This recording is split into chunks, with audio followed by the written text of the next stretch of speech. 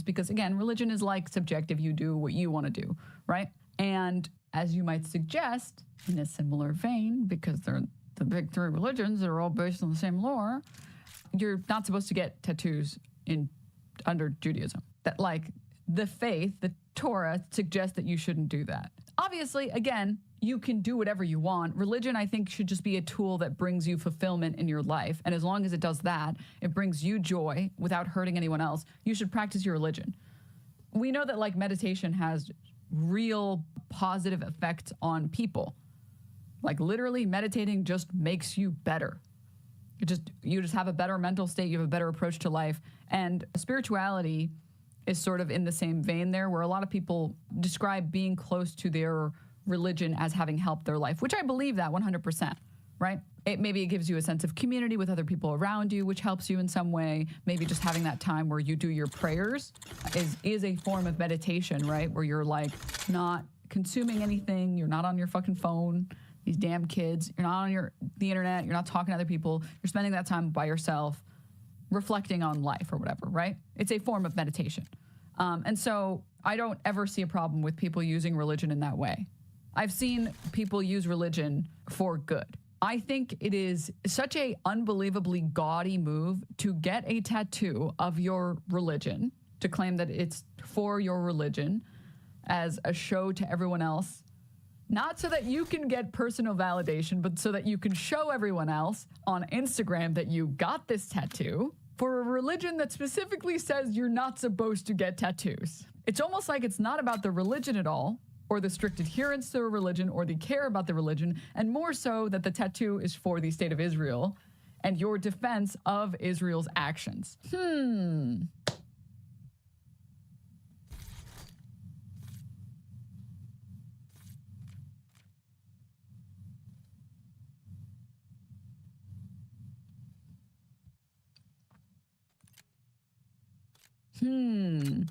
I was raised Catholic. We weren't even allowed to play with those fake tattoos. You get it out of a quarter machine. Damn, that's brutal. That's some Christians are, whoa.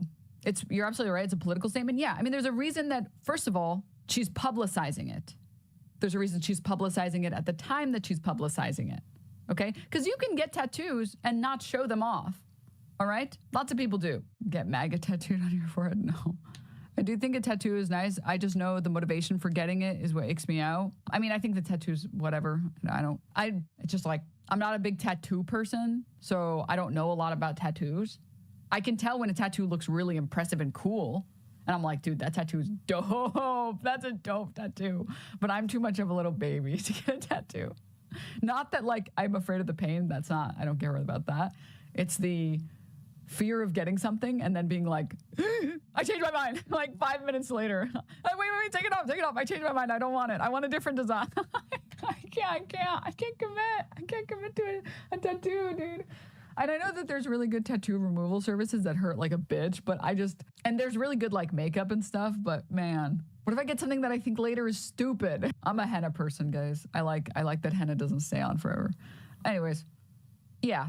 It's Oh, it looks like a lot of the nice... Judaism doesn't specifically say that you can't tattoo your body, but it's basically interpreted as such. It's not ideal, but just clarifying. I mean, I don't even think that the exact quote from the Torah says, you shall not make gashes in your flesh for the dead or incise any marks on yourself. The incise any marks on yourself is the part about tattoos, right? And again, these are all like, the Abrahamic religions all follow a lot of the same rules, right? And I can tell you for a fact, Islam also has the no tattoo rule.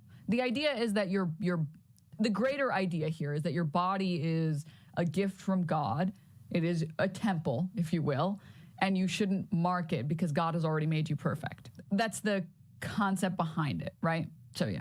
And yeah, this is just like performative. This is 100%. People took over. Mixed reviews, meaning like normal people and racist people. Based? Sounds like Instagram. It's actually interesting that the nice comments seem to have taken over because it was all just like fucking straight Nazi shit. I feel like it depends who's logged in. Like, yeah. This is why people think weird. We remove comments because there will be a negative 1 second and then the other second it'll be just good stuff. This time I was like, I'm not going to remove any comments because I want people to see the shit show. So I let everything happen. I mean, a lot of them are like, these comments are insane. How can you be so blatant anti-Semitic? But Instagram decided that they want me to be happy today, I guess. I guess. Showing me nice ones. It doesn't do that to me. It shows me the bad ones, usually. Yeah, but we saved some, so. Yeah, I sent you guys a lot of them. I'm actually just really surprised that they're all, it's nice to see. I mean, clearly people were very supportive because it had a lot of likes and it did well on the subreddit, so it's really nice to see supportive, people like you're going through something? Wait, why did she say this time? Wait, what? Yeah, but we saved some, so. Yeah, I sent you guys. Anti-Semitic, but Instagram decided that they want me to be happy today, I guess. I guess. Showing me nice ones. It doesn't do that to me. It shows me the bad ones, usually. Yeah, but we saved some, so. Yeah, I sent you guys a lot of them. I'm actually just really surprised that they're all, it's nice to see. I mean, clearly people were very supportive because it had a lot of likes and it did well on the subreddit, so it's really nice to see people are. It was earlier? Sorry. This time I was like, I'm not going to remove any comments. Right. We never remove comments. Yeah, this time I said I wasn't going to. They literally can't stop. They can't stop just lying to their audience. They can't do it. But we saved some, so. Yeah, I sent you guys a lot of them. I'm actually just really surprised that they're all, it's nice to see. I mean, clearly people were very supportive because it had a lot of likes and it did well on the subreddit, so it's really nice to see people are encouraging, like, you know, not backing down and embracing your identity. Yeah. You and Ela have beyond disappointed me. I used to love y'all. Once again, reminder, it's a Star of David. Yeah. That's just a Jewish symbol. That's like a cross for. I like how they're pretending like everything exists in a vacuum. Like you can say the most wildly racist shit imaginable and then just get a tattoo that, you know, happens to coincide with the country that calls itself the home for the Jews after you just spent a year shitting on Palestinians and saying everything Israel does is based in good, and then pretend like everything just exists in a vacuum and it's cool. It's fucking blue. I like the idea that like Asmongold doing what he does, getting on his show, doing Holocaust revisionism, he just gets like a German flag tattooed on him and he's like, I just really like Germany. It's like, what? But the person getting that tattoo, in the context they get it, at the time that they get it, given what they've said, matters. Like, what? The Christians. A symbol of barbarism. Yeah. Why do you enjoy killing Palestinians? Yeah. That's a good question, Greg. Thanks for fielding that. Get a swastika tattoo next, Queen. It'll go great with the Zio star. Zio, by the way, once again, you'll start seeing leftists saying this is a Nazi origin slur against Jews. So yeah, we love you, Queen. Go off. Lame, easily identifiable. Very nice. Ooh, whoa, that one's ominous. Yeah. That's crazy. JV, you know what? Let me look up this person. A lot of these people will have like a private profile or something on their profile. Of course. Yeah. This one, the reason I click is because, oh yeah, this is a fake ass person. What is this? They're just leaving like mega anti-Semitic. Is this the same person? That's not the same. No, it's not. Okay. This is a fake account though. JV. Oh fuck. Hold on. Someone send me the links. I don't have to do this, but all the anti-Semitic comments I get are from like burner accounts. yeah, exactly. A lot of the 1480. Some were the real people, and actually people like shamed them in the replies. They got a few people to delete their comments. They should be Because one embarrassed. person was actually like a tattoo artist. If you're actually putting that as a public person, everybody should see that. Yeah, But they that's ended up why- the comment. The reason I wanted to look up JV Love X is because this looked. I can't believe they're just pretending like the state of Israel hasn't done horrendous shit, and I don't understand. Like I don't. It's so bizarre because when you talk to people who aren't Israel simps, Israel ride or dies, when you talk to Jewish people who aren't Israel ride or dies, they will tell you that they don't want to be associated with the state of Israel. And that this is a very difficult time for them because they want to be proud of their Jewish faith, which they are, but they want everyone around them to know that like this is not what Israel is doing is not acceptable by any means. And that if you posited to any of these people, hey, would you get like this particular tattoo at this particular time? Because you know you don't get tattoos in a vacuum. I think you would find many would say, and potentially signal to people that I'm okay with Israel committing a genocide? No, that would be crazy to do. That would be really, that would be bizarre. That would be like being Russian currently, today, being Russian in somewhere that isn't Russia and then getting like Russia flag tattooed on yourself. What does that signal to everyone around you? Or getting just like a Z tattoo? What does that signal to everyone around you? These things don't exist in a vacuum. I don't know why we're pretending like they do. It's like, it would be like getting a Kanye tattoo today. I just really like his music. Like, I wear my Star of David every day. I don't show people. I don't care if people know I wear it. It's not a performance. Yeah. It's like potentially a real person. Yeah, some of them definitely It's a private account. had a whole actual account. Shame. It's private. Yeah, that's what they do. 6 followers. Yeah, that's the thing. It's like, wait, it's Lena. Oh, that's disgusting. Oh, that's Lena. Whoa. Everybody should go report that account, for real. Yeah. I didn't even realize that. Yeah, Same neither. thing. I posted some crazy unhinged chat yesterday, and I didn't realize the photo was Hila until people pointed it out. These are the snarkers. People are like, nuts, bro. Get a life. It's actually sick. Pretending to be someone else. I don't know. Being a fucking Nazi, celebrity or public figure. I don't know. Just figure it out, man. You look. Why fine. won't you have a public profile so we can dox you? Once you give us any pushback at all. You almost said Zionist? Yeah, let's watch the Freudian slip. A Nazi? He's like, he can't even keep up with the propaganda he's trying to push, dude. It's so pathetic. I think the worst part about Ethan Klein, honestly, is just that he's like a total hypocrite like this. Ethan Klein tries to claim that sharing public information is doxing and continues to try to get H3 Snark banned from Reddit. This is from a couple months ago. Yeah, so there's something really disgusting happening right now, and I have zero recourse, okay? On the Snark subreddit, the top post right now is dedicated to identifying and harassing non-public Teddy Fresh employees. It's on the front page. It has, last I checked, it had 500 upvotes, and it's been seen by the mods. And every time we report a post like this, we get punished, which once again, we have no recourse. Like, this is not okay what's happening. The reason I bring it up is because in the comments, it's all like, do these people know they work for Zionists? How do these people work for Zionists? And that's part of the reason they're being targeted and part of the harassment they're receiving. So like, this whole thing is connected. The whole Snark, the Snark page that's blown up since October 7th, people really didn't give a fuck that much about it before then. But now it's like this vibrant community of people that are obsessed with Zionism for some reason.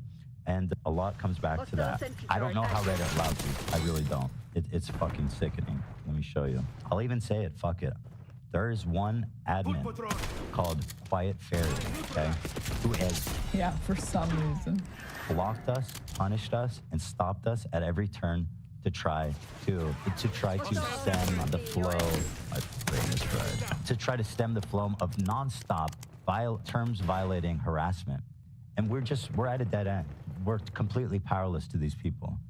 They can talk about whatever they're showing this, but we're completely powerless to these people pressuring your employees by telling them that you simp for the state of Israel. Like, this is a point I've made many times before, and I will make it as many times as I have to. Ethan Klein pretends to care about Palestinian liberation and the rights and the feelings and the humanity of the Palestinian people, but he also doesn't believe that there is any justifiable way for these people to seek remedy. The only way that the Palestinians can be free is when Israel decides they should be free, and until then, they should shut the fuck up and do what they're told. Any form of activism to Ethan Klein is unacceptable. Pressuring people who are very pro-Israel with their platforms by saying to their employees, why are you working for this pro-Israel piece of shit? Why are you working for this Israeli fucking Israel chills? Why are you doing this? Why are you allowing this? You should work for a more ethical person that doesn't use their platform to push Israel's fucking lies. That form of activism, that's not okay because it hurts my feelings and it's really mean to me and it's just like, it's really hard for me. Like, there is no form of protest to Ethan Klein that is acceptable. The only type of protest that is acceptable is the Palestinians doing nothing and everyone else doing nothing and allowing Israel to decide when the Palestinians can be free. Wait, this guy's still on Twitter? Oh, he's on Twitter. That's great. Super believe you. I guess just link it to me. I don't know. Fucking browse this shithole to the top. Rat hole. I can talk about it. I can't. Is his cough and Tourette's thing? It's pinned at the top of their subreddit? Oh my god. Oh, so it's even worse than I thought. It's pinned. So the mods... No, it's not. I can't find it. I saw it in the show. Oh, they erased it? Yeah. we reported it, and we were trying to contact someone at Reddit, and we were trying our best because like our employees at Teddy Fresh who are non-public do not fucking deserve to deal with these types of people. It's just, so maybe someone got to them, I don't know. But our docs backup, what is this, Lowe's? It's PDF of the whole page. I said it before the show. Oh, nice. So they're calling out by name. I don't want to show his name. They're calling out by name, linking his Pinterest, accusing him of plagiarism, which is dumb and stupid. Obviously, dumb and stupid.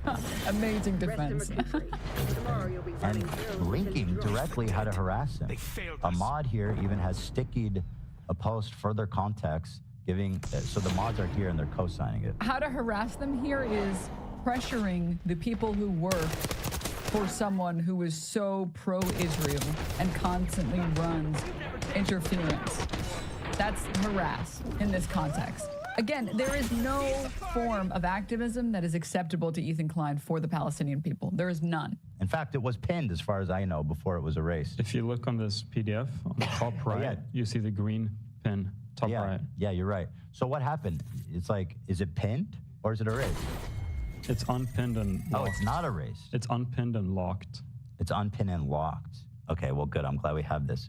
So they're, let's see, they're harassing her.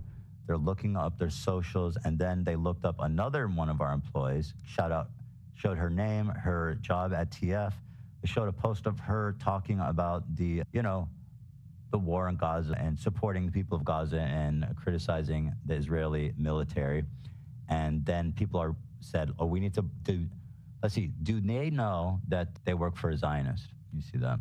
And they say, she's definitely getting fired and whatever. Doubt Ethan knows he'd be on his story raging. Shut the fuck up, dumbass. And then here's another post with two people's names.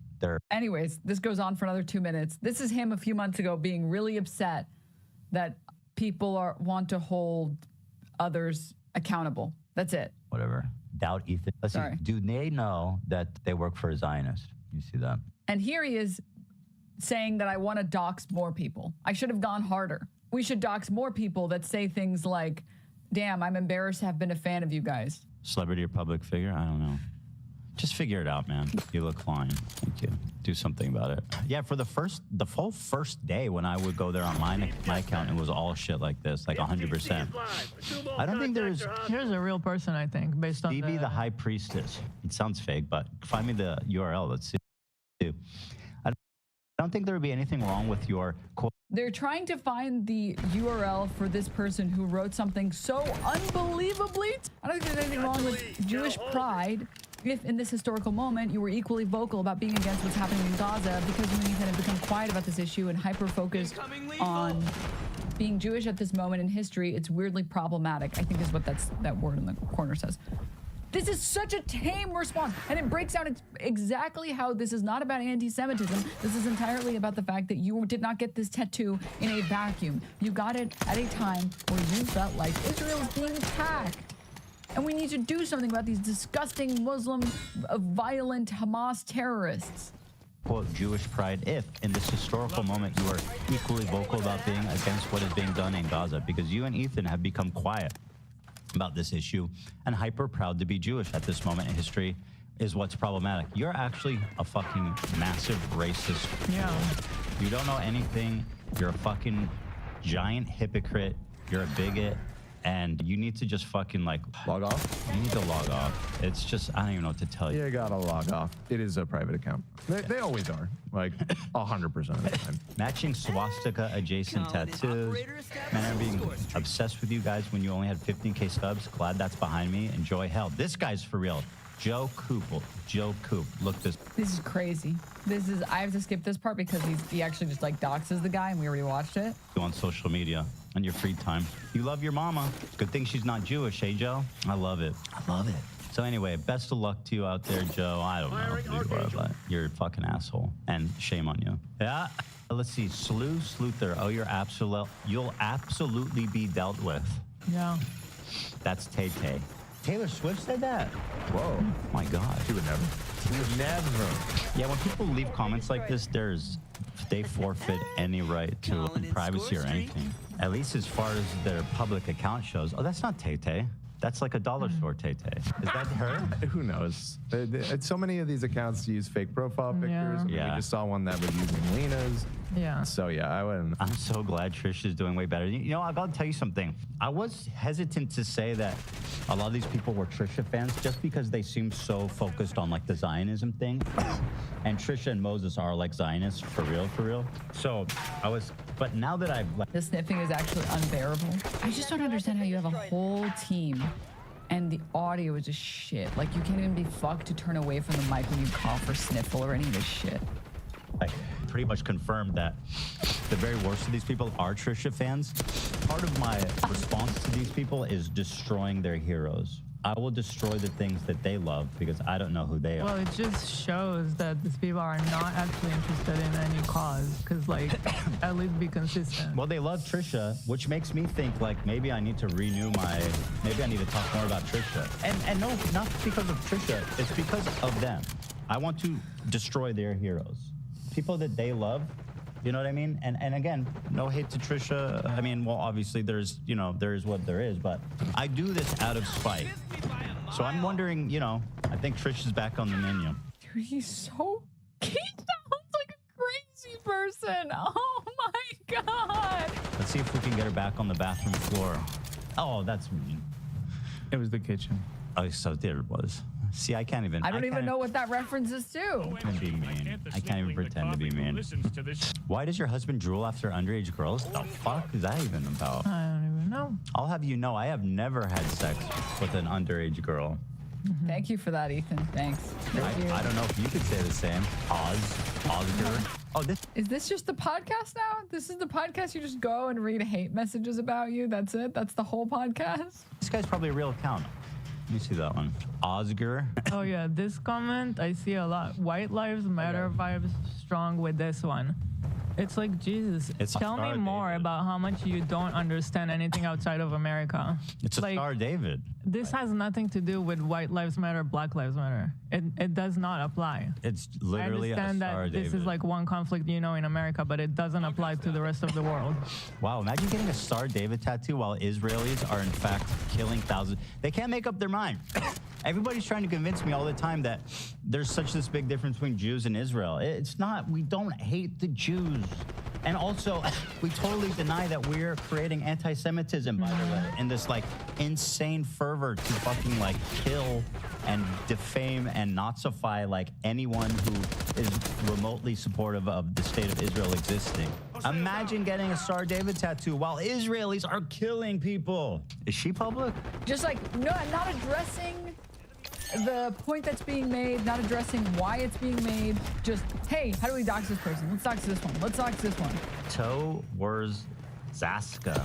Terrible timing. You can even say that. It's almost spiteful. Well, you can actually, yeah, I mean, she's actually doing it defiantly because people like you are trying to conflate Judaism and Zionism, and Hila is proudly displaying her heritage. And How I is think it that's terrible fucking awesome. timing? Like, me being Jewish is not related to any specific timing. I'm always gonna... You fucking idiot, you dolt. Why did you choose to get the tattoo now as opposed to any other point in your life? be Jewish. Yeah, The these Star of David is older than Israel. It's like, what? Yeah, it's one of the most ancient religious symbols there is. In not many It's years, just this will be like- seen as having a swastika tattoo. People who are speaking up about their Jewish identities reminds me of White Lives Matter people during BLM protests. Yeah. And just to give you an idea that I'm not crazy, 261 likes. Not to mention, I was very vocal about Black Lives Disgusting. Matter. I was not White Lives Matter. Like, I get that. What does Black Lives Matter have to do with the fact that Israel is genociding Palestinians? Yeah, well, I like some black people. Quote, Hila Klein. Like, what is this? What is this? That topic very well. It does not apply to Israel-Palestine. It just shows how stupid you are outside of like understanding one version of America. It's a total expose. Like, you're so racist. I don't think anything shows better like that what Hassan does bleeds immediately into anti-Semitism. Like it's so adjacent. You know, there's a huge Venn diagram. Brought up Hassan again. Disgusting Zionism, 90 likes, a symbol of barbarism, tone deaf as fuck, a terrorist, you know. terrorists. Imagine getting a matching swastika tattoo. That's crazy. Imagine saying, nah, I'm not a Zionist, and then Having this tattoo, 600.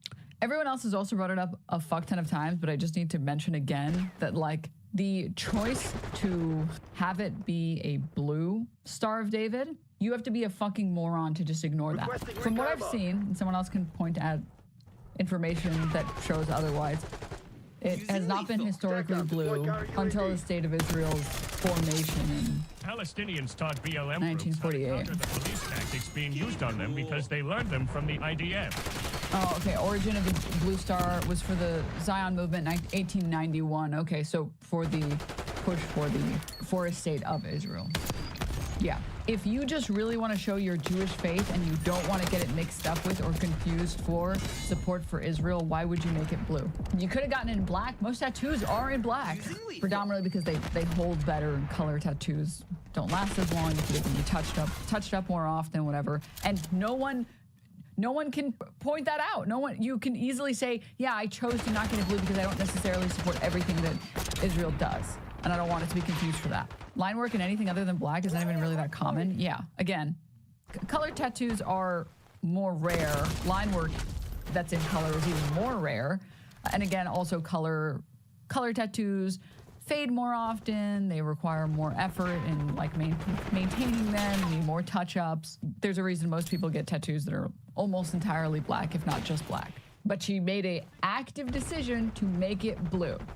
Even though everyone recognizes what the Star of David looks like, it doesn't need to be blue to understand what it looks like. So I'm sure lots of Jewish people don't know the political meaning of a blue Star of David. Ela definitely does because she's a former IDF member. Yeah. someone now got a worse tattoo than Ethan. I mean, that's... Yeah, I was really fond of the IDF, and yeah, I got a tattoo of the Israeli Star of David after the state of Israel committed a genocide. You're anti-Semitic for trying to say that they're connected at all. I think it would be anti-Semitic if she had a Star of David that was tattooed for ages and ages and ages.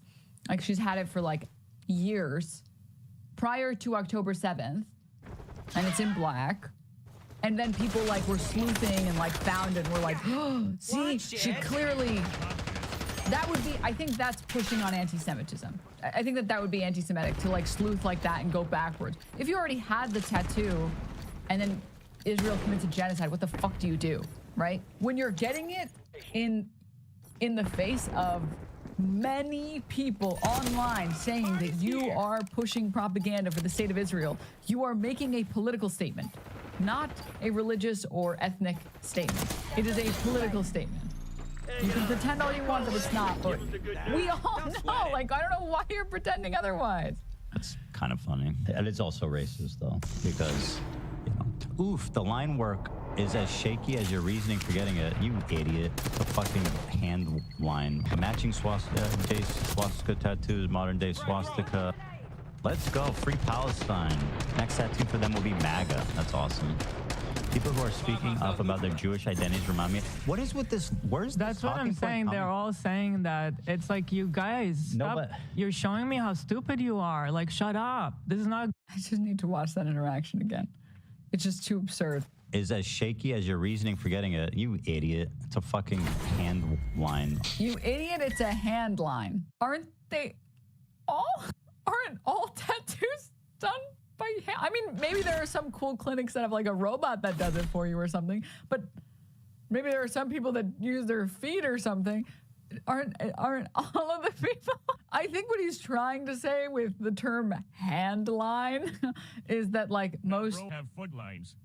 Most tattoo artists that do complicated designs will like use like a stencil or like some transfer sheet or something to get a template on the body part before they go in versus just like freehanding it. But you're using your hand for all of these. Like what?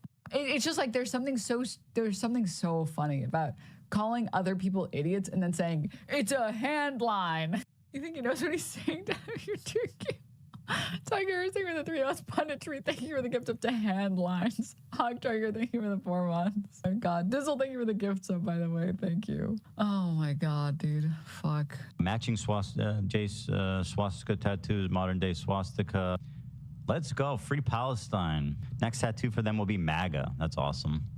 People who are speaking up about their Jewish identities remind me. What is with this? Where's That's this what talking I'm point saying. They're coming- all saying that. It's like, you guys, No, stop. but- You're showing me how stupid you are. Like, shut up. This is not a good look for you. But well, the reason I bring it up is because I feel like it's coming. They don't like address the point that's being made. They just call them stupid. Because you can call other people stupid, but you have to make the point eventually. You can't just point at everyone that disagrees with you. And is making a good point. The guy is saying, if you're only talking about X, Y, or Z in response to criticism about X, Y, or Z, you don't care about that thing. Much like women's sports, for a very long time, women in sports have been talking about more fair treatment. And you want to know what everyone said? Shut the fuck up. Nobody wants to watch your stupid sport. People want to watch men. That's why your conditions are worse. And then suddenly, because trans people exist, everybody cares about protecting women's sports. No, you don't actually care about women's sports. You're just pretending to care about women's sports. And you're using it as as a tool to take down this thing that you don't like.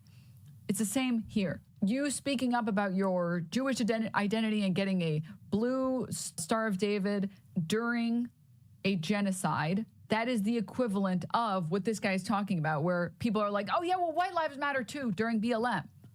Like, that's Coming from somewhere, because it's just kind of a bizarre. you're doing it in a reactionary manner, which is what this person is accusing you of doing. And then you just call them stupid. Even though they're right, even though you know that they're right. I mean, these people, they all organize on like snark pages on Discord. So yeah, they probably see somebody say something and then they all repeat it. 52 likes. Hey, I wanted a kid killer tattoo as well. I was gonna go with John Wayne Gacy, but this one is even better. Yo, Mark of the Crazy Beast. message to send. Kev Juice, is he public?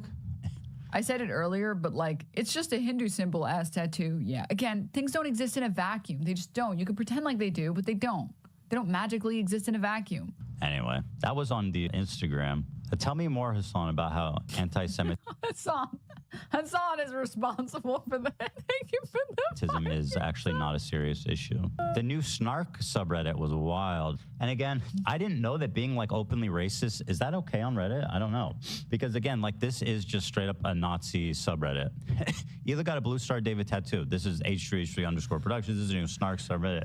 Since the other people scurried like fucking cockroaches when a glimmer of light was shown towards them.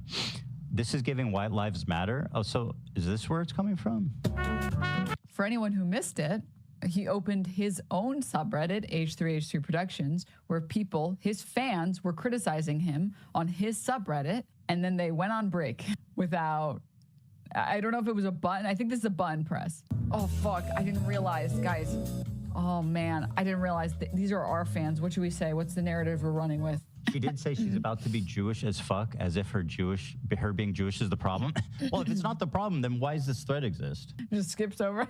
Don't mention the button. No, it's good. It's good. It's good. It's good. It's good. It's good. It's good. It's good. It's good. What are Oh, is this the second snark page? Oh, sorry. My apologies. I'm incorrect. If it's the second snark page, I apologize. I apologize. H3 Productions, that's the snark one. Okay, my bad. My bad. My bad. Sorry.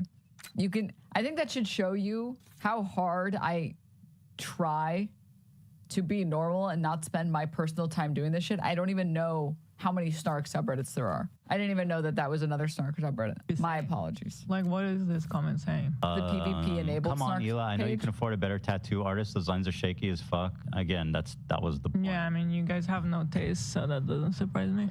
Could have gotten this tattoo at any time, but chose to. Yeah, of course. Of course, you get a tattoo when when you feel like you want to express pride in your heritage. I wonder what insult the clients think is worse. You're anti-Semitic for ever criticizing anything we ever say, or you have no taste.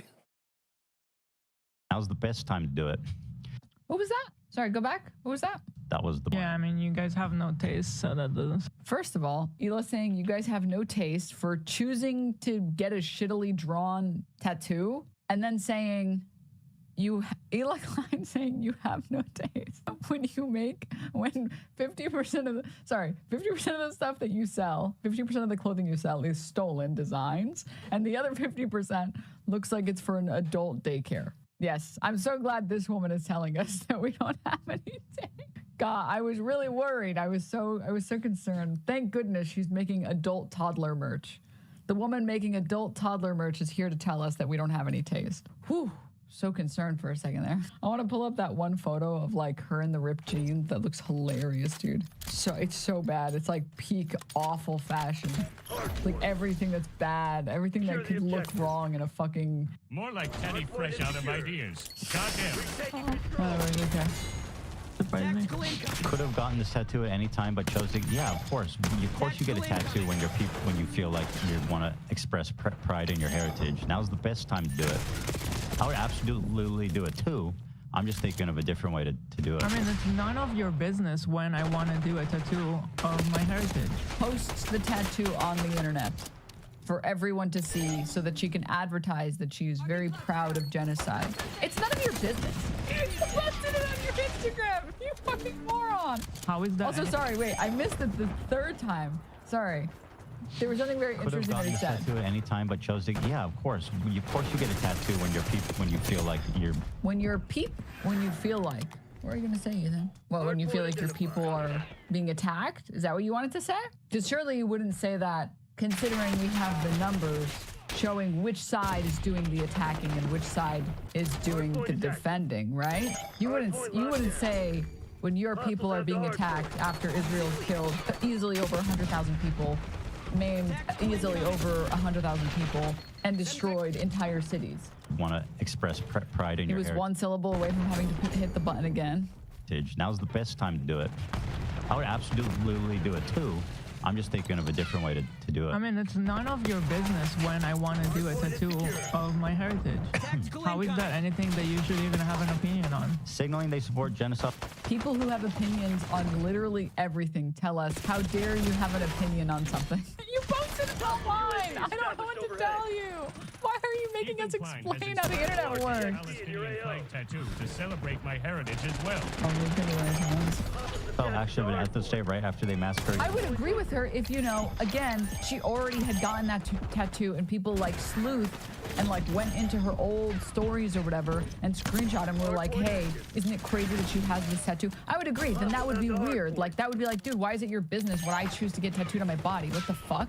But that's not what's happening. You posted it and you were like, oh, I'm so excited to get this tattoo. Look, everybody, look at my tattoo. Look. And then when people criticize you for it and say, hey, this is kind of like a bad time to get that tattoo in the color that you're getting it, considering that you don't spend any of your time defending the Palestinian people ever, and instead have to spend it saying, oh, Galan is actually a good guy, and then having to recount it once you get a lot of hate for that. These are the same people who think that if you put a watermelon next to your username or like bio, that means you love Hamas. Like, there's no consistency here. None. Nothing. No consistency. Also, oh my God, Chuck guys, thank you for the 25 gifts. Thank you so much. What the hell? That's really generous of you. Thank you. Thank you, thank you, thank you so much. Thank you. I just want to say, Chad, I really do appreciate everyone who supports the channel and subs and primes and gift subs. It means a lot.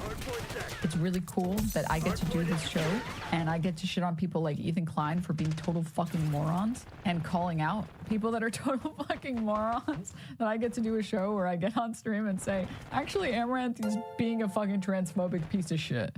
And she's engaging in a lot of Nazi speak, which is insane. And that I can do that and people like call that out. That's really cool. And I only get to do it because you guys help support me.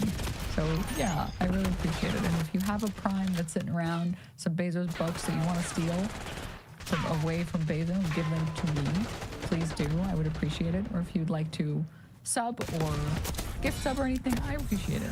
I really do. It means a lot. Thank you. Thank you so much. Blade, thank you so much for the prime. Abusto, thank you for the prime.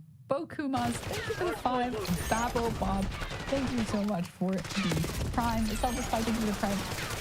Alec, thank you so much for the prime. Irish, thank you for the 10 gift subs. Thank you. Thank you so much. Angela, thank you for the gift sub. Quote, thank you so much, guys. I really appreciate it. Wolfman, thank you for the 550s. And Spleen Merchant, Benevolent, Recon Legend, Memnot, thank you guys so much. Halo, Frenchie Computers, thank you guys for the subs. I really appreciate it. All right, back to your. Oh my God, Cannon Fist. Wait, what? Thank you for the 20 gift subs. Thank you. Thank you so much. I really appreciate it. JFK Rotting, thank you for the 5. All right, back to our programmed broadcasting of crashing out. More in the West Bank, so pro-Palestine. Against the star David. I know Ethan has a sister, but why did my mind immediately jump to Trisha? That's just a normal comment, actually. I know it's swollen. I know it's swollen, but those lines look like shit. I guess they're all the line art. They're really just saying the line art sucks. I mean, okay. I like how he goes to the Snark subreddit to try and find examples of people being anti-Semitic, and it's just everyone making fun of how the tattoo looks ugly. Streamers are crashing out like airliners in U.S. airspace. Is even a Snark subreddit? This is one of the ones, H3H3_productions. I think it's a, chat's telling me it's a Snark subreddit. Correct me if I'm wrong, but that tattoo is the equivalent of getting like a pro-Russia tattoo in the midst of the Ukrainian invasion, which is exactly what I said. Like, you can be, I mean, I'm gonna be honest, this is my personal experience. Most Eastern Europeans tend to be very proud of their heritage and love being from whichever Eastern European country they're from. That's just been my experience. They're very nationalistic. But even the most like Russian people I've met are not like parading in the streets about how excited they are to be Russian. They're like, listen, Russia has a rich history spanning many centuries. Putin is a megalomaniac. And I don't have words for that shit, man. I just don't. That's crazy. That's insane. Yeah. Do you know how crazy it would be if one of those people got like a Russian flag or something to symbolize their Russian heritage? See? Yeah. Can you imagine how crazy that would be? That would look insane. You, Mike, Remlo, Hassan, and Carloline are daily fixtures in our house. The work you and the others do is so valuable, and you should never, ever back down. Thanks. I appreciate it. Thanks a lot. You or MR always get my pride, but here you go since I just got Remine. Have a wonderful day. I got to get to work. Silly Ho, thank you. Thank you so much for the 7 months. Crazy Old Prime, Dave, Draken, Roby, Chad, thank you for the 5 gifts. Spyro, Bumblebee, thank you guys so much for the subs and the gift subs. I really appreciate it. But anywho, yeah, ask a normal Russian, they will go, I'm Russian, not insane. Exactly. Oh, man. Oh, God. The same woman that called Orthodox Jews stinky, by the way. And what does that have to do with you? I don't have words for how stupid this defense is. She gets a Jewish star in blue tattooed. She posted on the internet to talk about how much she's just proud of her Jewish identity and how great it is to be Jewish. And when someone rightfully points out, hey, I'm starting to think that she doesn't actually care that much about the Jewish identity so much as like the Israeli identity, which is why she might be getting the tattoo, given the terrible shit that she said about Hasidic Jews. And then her opinion is, what does that have to do with you? That's right, you shit. The defense is literally every time when you push Ethan Klein or Ila Klein on this and they have to respond, it's just, well, it's okay when we do it. Are you an Orthodox Jew? Like, do you care about Jewish people? I don't understand. I swear they never cared about being Jewish or Israeli until after October 7th. And what does that have to do with you? Yeah, I'm changed. Oh my, that's like the Kevils thing, dude. It's like, so what? Shut up. So what? You're dumb. It's unbelievable. What these people are saying is true, and you're just kind of like, what's that got to do with you? It's so stupid. Oh, please, please, please. Just... I'm not a big fan of market forces, but man, I hope market forces just, I hope they go out of business. This is ridiculous. This is getting beyond ridiculous. Who listens to this and is like, I agree with that logic. Perfect sense. There's no problems with that at all. Anytime someone insults me, I'm just gonna say that. And what does that have to do with you? I'm like failing to show the video on stream, which I do sometimes, where like the video will be playing, but I forget to put it on the screen. And I just say, and what does that have to do with you? Say the dumbest shit possible. Get criticized. What does that have to do with you?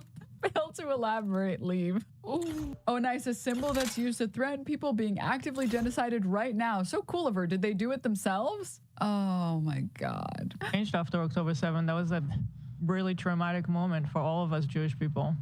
Yeah, but anyway, Again, do you care about Jewish people? Like, what does any of this have to do with these people? Which is like not true. Like this is literally just the ultimate equating. Israel propaganda. She didn't even say Israel once. is something that This has was affected all traumatic Jews, for Jewish people and all the around Jews the feel the globe. same about it. Like, this is an Israeli propaganda strategy to Yeah, group dude. Israel with Jews as a monolith. And then they accuse people of equating Zionists with Jews. And then while they equate Zionism with Judaism, it hurts. It really hurts. This has to end. The cognitive dissonance exists here must end.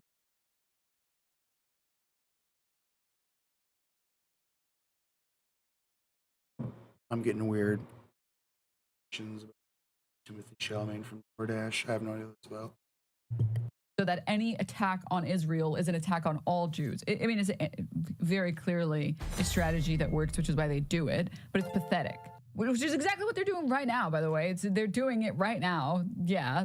And also, like, she's also the one that constantly insults other people for commenting behind their, like, LA mansions, and that their life is so privileged and they don't know what it's like to experience trauma and all this other stuff. I mean, she's made this criticism about me, about Hassan, about every single pro-Palestinian protester that's ever existed. Meanwhile, you literally live in an LA mansion with a housekeeper you fired for having a hernia, for needing a surgery for her hernia. You have your own housekeeper and your own nanny in your Jewish mansion, and your job is to show up to this podcast where other people procure all the content for you, and then you just respond to comments criticizing you with, and what does that have to do with you? That's your life. That is your difficult life. And that's the life that was so shaken by October 7th. Like, it... Oh, sorry, I misspoke. I didn't mean to say Jewish mansion. I was very heated in the moment. I didn't mean to say that. I meant to say LA mansion. My apologies. It's a bad misspeak. I can't wait for this to get clipped. Sorry, I don't have a button, so when I misspeak, I have to apologize and say, sorry, I meant LA mansion. Yay, +1 clip. Excellent. Quick, press the button. Quick. You forgot to mention vacationing in the country they're doing the Jewish genocide to whitewash it. Yeah. It's like you're so shaken by this event that you went and got a tattoo, and you're so shaken by October 7th, and all Jews are so shaken by October 7th. So you're going to Israel to vacation and show people how great it is? What? Can someone explain this to me? So shaken she's about to take her young children to Israel, make it make sense? Yeah. And what does that have to do with you? I'm just waiting for the Meat Canyon Amon animation of Ethan and Hila being tormented by omnipresent Hassan. Yeah. I would report this thread because I don't think conflating like the Star of David, this symbol of Judaism, with Nazism is fucking a normal thing to do on Reddit, but I could be wrong. Reddit seems pretty lenient on anti-Semitism. But that's all I have to say about that. Congrats on the tattoo. I love it. Thank you. Strumdog, thank you for the 5 gift subs. Nimai, thank you so much for the Prime. Flocky, thank you for the 10 gift subs. Thank you. Anywho, this is a perfect segue into the next part. We have a few Yeezy sneakies, not bought, okay? All right, I don't care about them talking about Yeezys. Amon said in a community post that he's going to do a video on Ethan and a bunch of other content creators like Dr. Disrespect. Oh my God, dude. Yes, I won't lie. I am a little bit more of a simp for the Amon animations than I am for the Meat Canyon animations. I think I just like the 3D animation more. It feels more like, right? Not to say that the Meat Canyon ones are bad. I'm not trying to say that at all. Please do not interpret that as that. I'm a big defending of artists fan, okay? There's no such thing as like, okay, AI art. No, I'm not going to defend AI art. But like, hey, I'm down for the, have you guys seen the 2 cake meme? I like both. I think that the Amon ones haunt you more. They have a crazier like atmosphere in them. Art is subjective unless it's AI. Yeah. All right. Now, chat, now. Can you make Jay Aubrey make an Ethan H3 video? Yeah, I'm on it. I'll put my best men on the case, all right? Dude, Amon Animations and Me Canyon should collab and make something together. That would be dope, actually. That'd be really dope.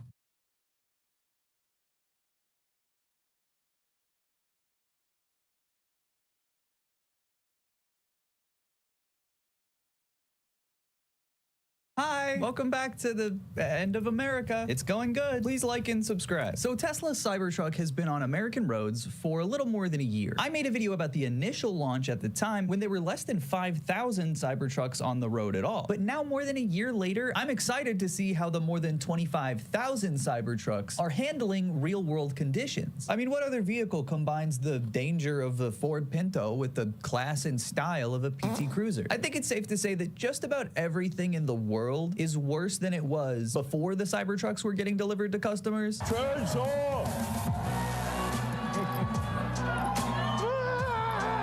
I'm not saying that it's because of the Cybertruck, but it might be.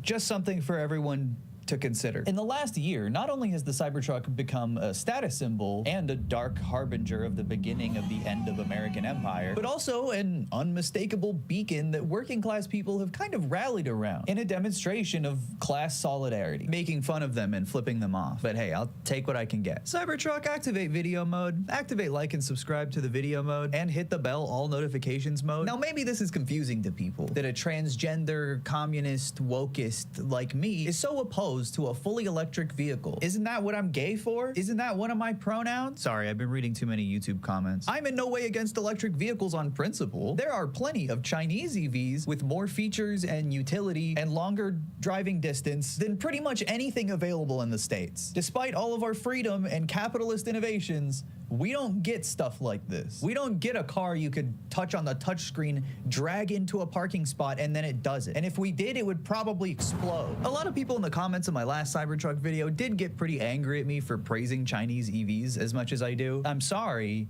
but they are better. They meet higher standards of road safety than we have here. Chinese infrastructure actually supports full self-driving, and it makes it much safer as well. And there's even unique charging methods like battery swapping at these big stations. We can't even come close to anything like that. I'm sorry if you don't like China or whatever, but their EV market is much better than ours. It's just a fact. And they're even cheaper than ours, especially when compared to Tesla's $100,000 fucking disaster. Even to your most competently designed American vehicle.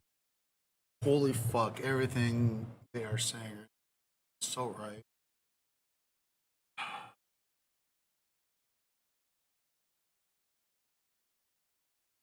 Time will come.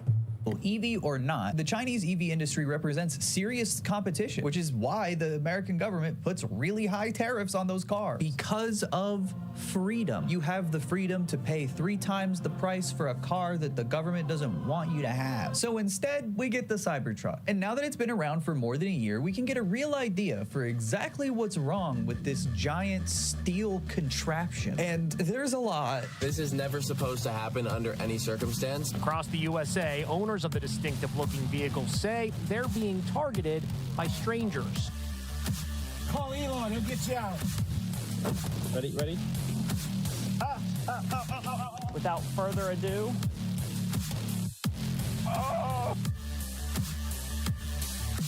Now, obviously, in the last video, I went over a lot of things that made the Cybertruck unsafe, but they were more hypothetical. There weren't very many Cybertrucks out, and it was hard to tell what was going to be a consistent problem or a major design flaw. But now we can absolutely point to things that are unsafe and present in thousands of Cybertrucks. First, I'm going to start with what's on paper, the actual recalls by the government or the optional recalls by Tesla themselves. We're back on the green screen, and I'm back in my Harley Davidson. I'm born to ride. I ride to live. So Elon's ugly steel scam has faced 6 total recalls. They vary in severity and the amount of actual Cybertrucks affected. And I should say that recalls alone aren't decisive in whether a vehicle is safe or not, but the content of those recalls is revealing to more fundamental issues with the design and the manufacturing that make the car unsafe. But again, these are just the official recalls, and they don't even come close to addressing all of the problems that the Cybertruck has. In no specific order, the recalls go like this. In October of 2024, Tesla issued a recall for the Cybertruck due to the rear view camera blacking out and stuttering. This wouldn't be such a huge deal if you could see out the back without the stupid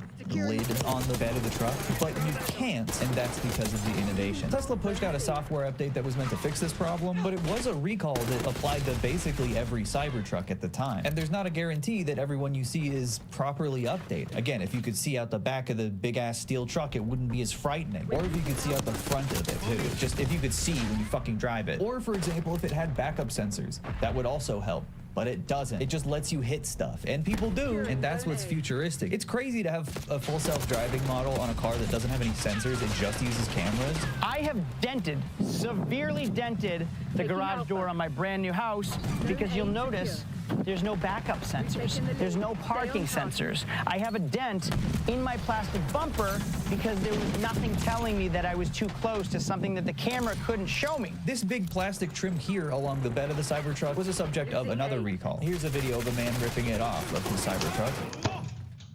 double-sided sticky tape there. And the solution Tesla brilliantly engineered was to glob on some more glue on it and send you on your way. Just a really big band-aid, just right here. The recall was put in place by the NHTSA because you probably shouldn't have pieces of shitty plastic coming loose off of a truck on the highway and potentially smashing into cars behind you. Regardless though, the NHTSA recently gave the Tesla Cybertruck a 5-star safety rating. Despite there being no independent testing, this is just Cybertruck self-reporting. And I'm sure Donald Trump's NHTSA appointee is taking these safety matters very seriously. Despite, again, no independent safety assessment, just the word of professional deceiver Elon Musk. Who wouldn't trust that guy? When reporting on Cybertruck recalls, some people have mistakenly attributed this to another commonly reported issue of metal trim pieces coming loose and falling off of the truck. And I mean no disrespect, I understand how you can easily get that confused. But no, that's a totally unrelated, apparently common occurrence that has not been recalled. This metal trim here is just slapped on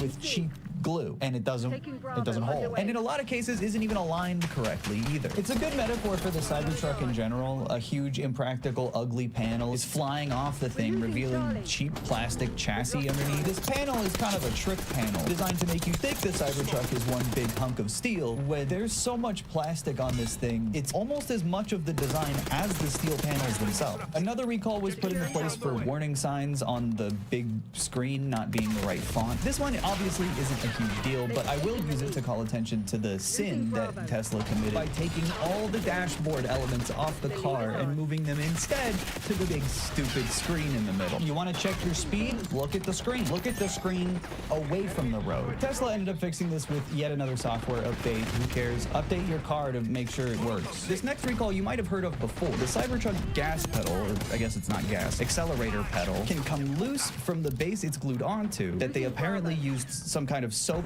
to lubricate. I don't know why. Cyber soap is not doing the job here. But as if that wasn't dangerous enough, it's very likely that this pedal can slip and be lodged in the full throttle position under a stupid plastic fold directly above the accelerator pedal. I don't know why that's there. I don't know why they used soap on the pedal. I don't know why they're doing anything here. This situation would pin the truck, the giant steel obelisk full of sharp edges that can go 0 to 60 miles per hour in 2 seconds. This circumstance would put that in full throttle. Sounds like a 5-star safety rating to me. I mean, thankfully, I guess the brake can override the gas pedal, but still incredibly dangerous. And of course, Tesla engineers calculated brilliantly yet another solution. Bolt it down, 1 bolt on the bottom of the pedal. That shit's not going nowhere. We can't do 2 bolts. What do you think these things grow on trees? You only paid 6 figures for the fucking truck. What do you want? We all make mistakes. This is just what a 5-star rating looks like. I really like this next recall because it has to do with one of my favorite parts of the Cybertruck, the windshield wiener. Apparently, this giant windshield wiper gets a little too much power to its motors and can burn out, making it completely unable to move the big stupid wiper. And the only solution if this motor burns out is to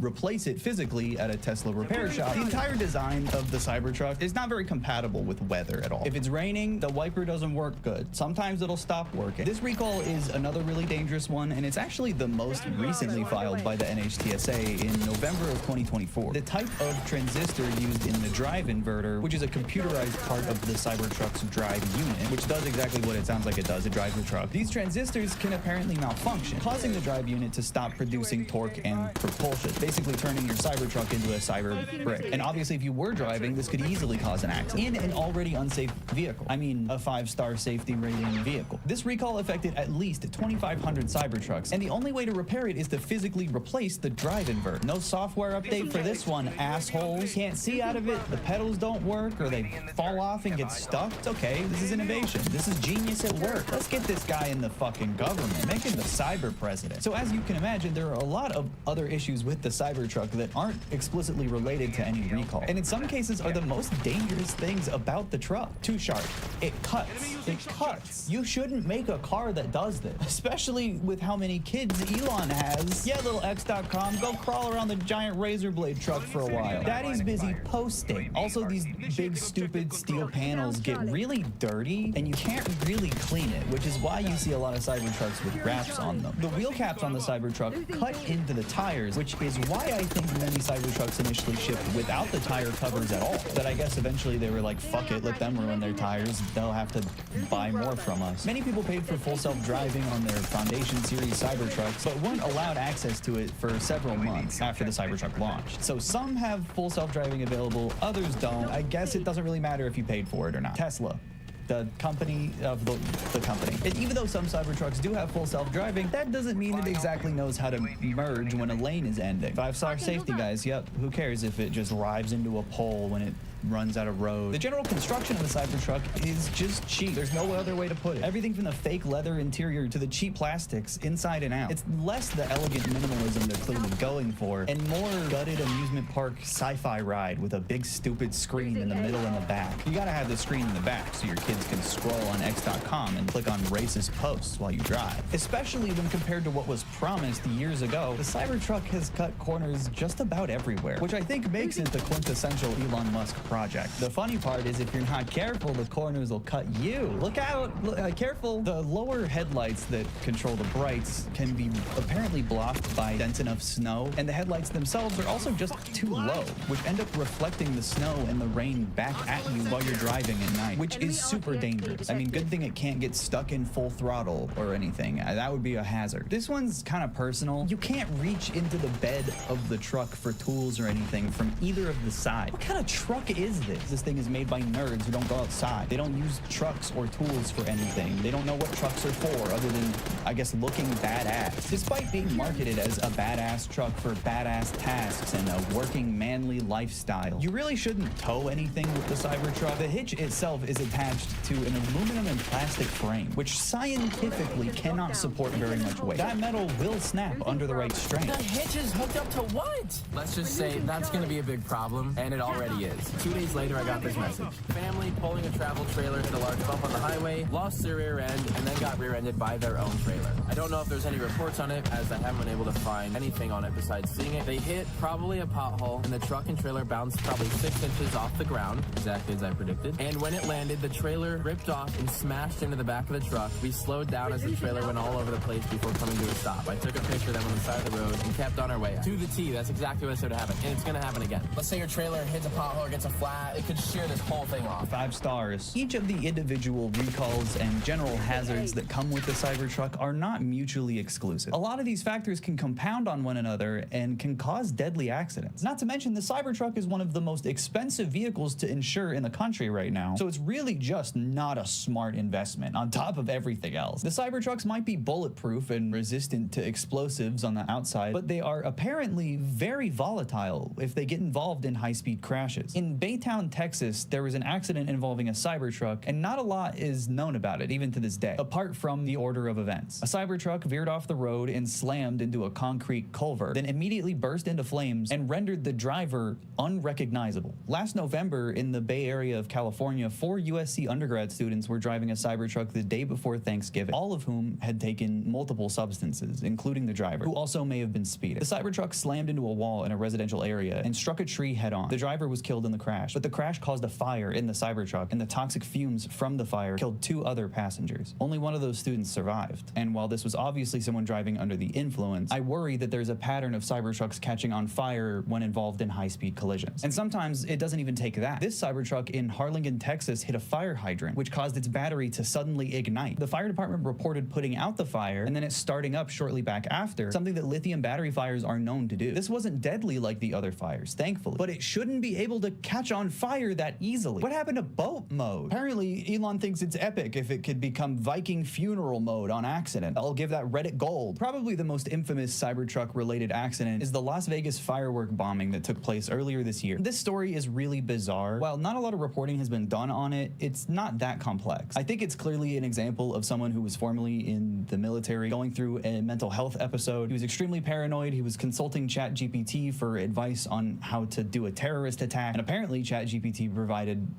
some answers. I don't know why it's allowed to do that, but I guess no one's looking into it. The driver of the Cybertruck shot himself, which police believe may have caused the spark that ignited the fireworks in the truck. Once whatever fire caused the fireworks to ignite, the doors locked. Then afterward, the truck exploded. And this Cybertruck remained locked until Elon flexed his epic cooperation with the cops by remotely unlocking it, which again, he had to do because the car locked itself. If these things are easily predisposed to catching on fire, and if that fire can trap you in the car, and we know the fumes from that fire can kill you even if the fire doesn't get to you. I don't know, I think I have to question the 5-star safety rating. Because European countries have higher standards of safety testing, meaning they don't use the honor system for corporations, Cybertrucks have actually been confiscated in the UK due to them not being street legal. And while I think some people have tried to use this as an example of like woke legislation or suppression of freedom or something stupid, I can't help but think that the roads in the UK are just a little safer for it. I think this is cool. Arrest that truck. They have your cyber license. But if I were European, I'd probably be very different. But I wouldn't rest on my laurels here. I mean, Elon Musk is aiming to directly interfere in German politics. Of course, on behalf of the far-right nationalist anti-immigrant party, big surprise. It's just the beginning of his likely lofty aims in the region. Don't be surprised if a rise in far-right politics happens to parallel the laxing of regulations. You might see a couple more of these chrome turds turning up as a result. Sorry, not to get political, but unless people really start getting into socialism and dealing with billionaires the Chinese way, which is to say prosecute them for the crimes they do, Elon Musk is inevitably strutting right into the government of any EU prime minister or president that will have him in the near future. Australia too, I see you. Somehow, despite the 5-star safety rating, the Cybertruck has gained a sour reputation, to say the least. Even Marques Brownlee, who hyped up the Cybertruck for years prior to its release, just sold his one day without really saying much, which is truly how you know it's a different era for Tesla, at least in the public eye. Cybertrucks are only becoming more publicly hated with time. And I don't expect this to just vanish overnight. People hate Elon so much that they're smearing poop on Cybertrucks. Maybe it's a new feature of the Cybertruck, poop mode. Tesla's reputation has been on fire for some time now. And I guess their plan is to keep on Cybertrucking. Thank you. Thank you. And I guess Elon's plan personally is to get anyone's social security number who's making fun of him, scare people into submission with the power of the federal government like a feudal lord. Egg prices will continue to rise until everyone is nice to Elon. It doesn't really help Tesla's reputation when Elon is going around hailing Hitler, collaborating with the far-right German AfD. When we talk about Hitler, on the idea of the National Socialists.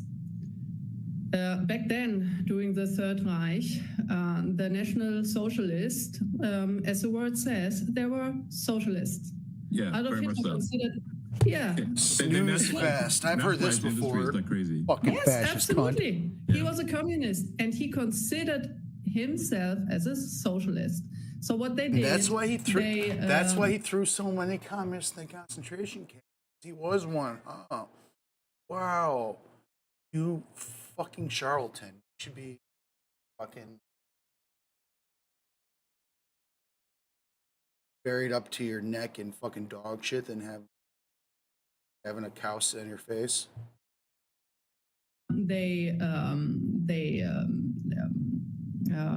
biggest success after that terrible era in our history was to label Adolf Hitler as right and conservative. He was exactly the opposite. He wasn't a conservative. He wasn't a libertarian. He was a communist, socialist guy. Yeah. So, full stop. No more comment on And that's why they And went to beyond a him war using with an the Soviet unelected Union. position in the government to, you know, destroy the government, people publicly have held on to things Elon has said that even I forgot about. That's how much gross shit he says. Everything from promoting white replacement theory to offering to impregnate Taylor Swift. Elon Musk is progressively becoming more revolting with each passing day. And by extension, the reasons to distance yourself from him are also piling on. People are losing business and losing brand deals just to avoid any association with Elon Musk at all. We would rather not be featured alongside Cybertruck content at this time. which is 100% understandable. And I can't blame them. I only imagine this trend will get worse as time goes on. I don't really know how you rehabilitate your image when you're elbow deep in a scheme to dissolve the government while also doing Sig Heil. Like, you can't even pretend you're a good guy at that point. And ever since fucking astounding journalist Don Lemon made Elon shit himself in the only contentious interview he's done in years, he's consistently avoided them, opting instead for the Sean Hannity fellatio hour. And even during an egregiously flattering interview, he's still incapable of getting his own propaganda out. You know, people, like, it's funny how often when these attacks occur. Spit it out. Just say what you're gonna say. With each passing day, the Cybertruck continues to prove itself a very bad investment all around. And poop can show up on it. It's the Nazi poop car. Das Pupentrucken. I'm not making this video as some kind of I told you so. I would never do that. I'm just checking my work a little bit. That's okay to do. That's allowed. And it's not hard to see that the Cybertruck is a bad project. And while I'm no EV expert by any means, I've certainly enjoyed learning about EVs in the process of making these videos. That's exactly why you should listen to me when I say EVs from China are really cool, because I'm an expert. And I even empathize a little bit with people who simp for Elon. When I was 16, I also thought he was the epic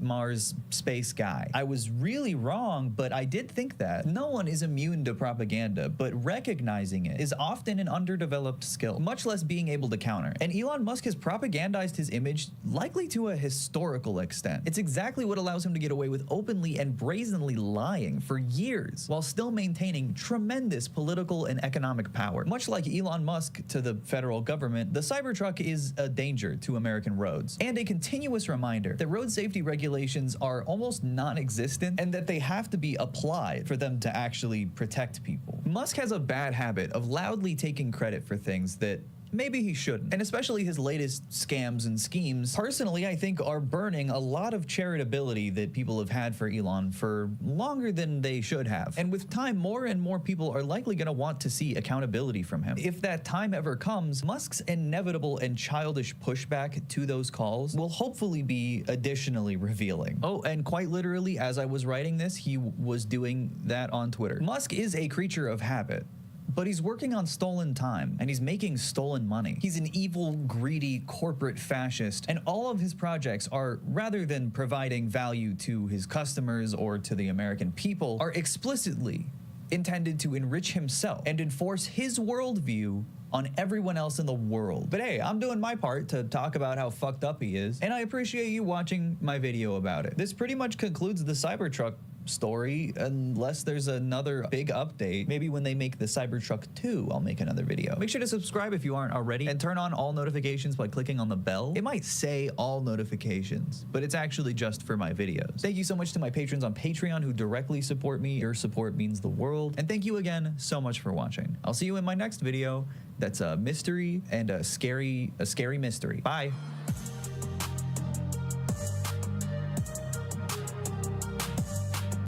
Well, there was Zelensky and Trump having a spat out in the open in the White House. I need to watch that in full. I haven't watched it in full yet, though I think it is very emblematic of the fact that obviously the US was always using Ukraine against Russia, and it's kind of interesting the way that Trump is he's creating this narrative where American puppets, countries that are supported by the US to utilize them as weapons against the US's geopolitical enemies, creating this narrative where those countries are actually exploiting the USA rather than the other way around, which is fucking ridiculous and absurd and hilarious. If only he would extend the narrative to fucking Israel, then something good might actually happen.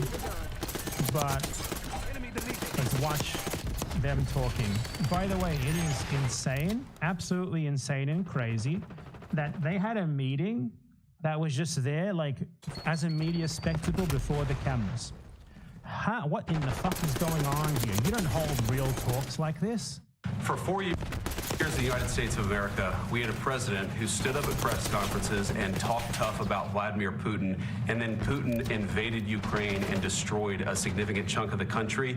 The path to peace and the path to prosperity, this is the dumbest guy ever, is maybe engaging in diplomacy. We tried the pathway of Joe Biden of thumping our chest and pretending that the President of the United States' words mattered more than the President of the United States' actions. I don't know what this means. What makes America a good country is America engaging in diplomacy. That's what President Trump is doing. Okay. I ask you? Sure. Yeah? Yeah. Okay. So he occupied our parts, big parts of Ukraine, parts of East and Crimea.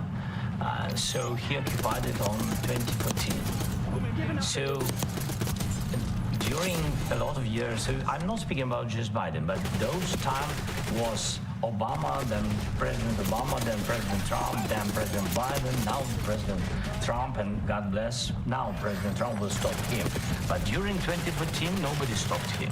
He just occupied and took. He killed people. You know what the contact 2015, 2014. 2014 and 20. What the fuck sort of an interjection was that?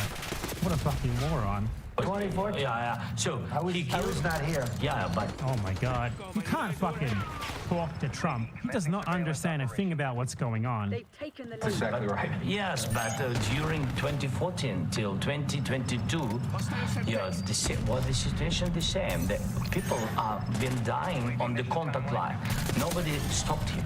You know that we had conversations with him, a lot of conversation, my bilateral conversation, and we signed with him, me, like a new president. In 2019, I signed with him the deal. I signed with him, Macron and Merkel, we signed ceasefire. Ceasefire. All of them told me that he will never go. We signed him with gas contract. Gas contract. Yes, but after that, he broken the ceasefire. He killed our people, and he didn't exchange prisoners. We signed the exchange of prisoners, but he didn't do it. What kind of diplomacy, JD, you are speaking about? What do you mean? I'm talking about the kind of diplomacy that's going to end the destruction of your country. Yeah, but Mr. President, with respect, I think it's disrespectful for you to come into the Oval Office and try to litigate this in front of the American media. Why is the media there in the first fucking place? Why is the media there? This makes no fucking sense. Now you guys are going around and forcing conscripts to the front lines. Is it just like, is that Churchill? Fucking Churchill head? What the hell? Who else is so fat and ugly and bald? There has to be Churchill. It's not fat enough to be Churchill, is it? You have manpower problems. You should be thanking the president for trying to bring an end to this conflict. Have you ever been to Ukraine? Did you say what problems we have? I have been to. Count one. I've actually watched and seen the stories, and I know what happens is you bring people, you bring them on a propaganda tour, Mr. President. Do you disagree that you've had problems bringing people into your military? Problem? What the fuck is he even talking about?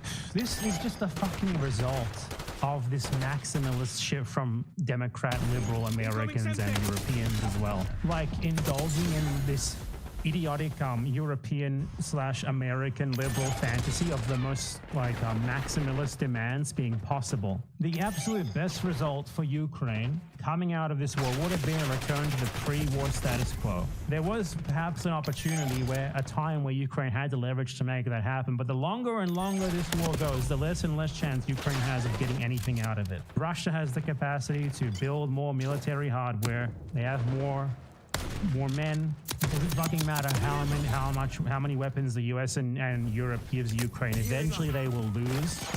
And the longer they wait, the more they will lose. And they should have realized this years ago, but they didn't. By they, I don't really mean Ukraine themselves, because I think Ukraine has been more open to talks than the Americans and the Europeans have.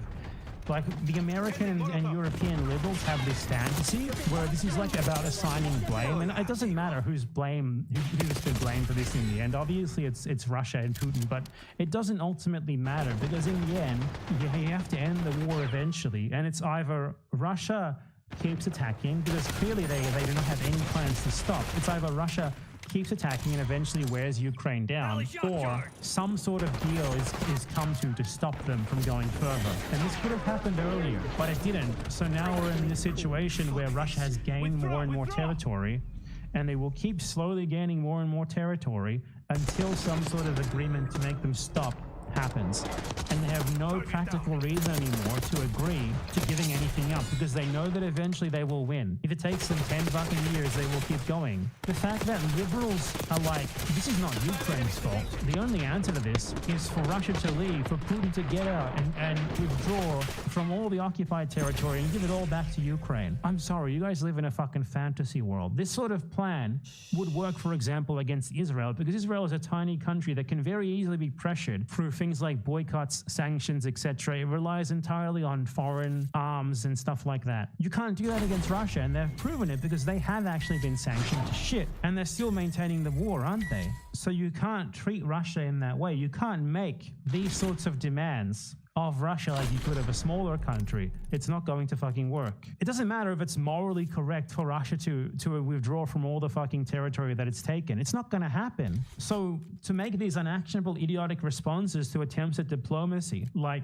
saying, this is Russia's fault, Russia invaded Ukraine, the only way to end this war is not some sort of diplomatic agreement that cedes something to Russia. It's for Russia to leave and get the fuck out of all of the Donbass, all of the East, all of Crimea. Isn't that just a wonderful little thought to have? Wouldn't that be perfect if that could happen? But it's not going to happen, is it?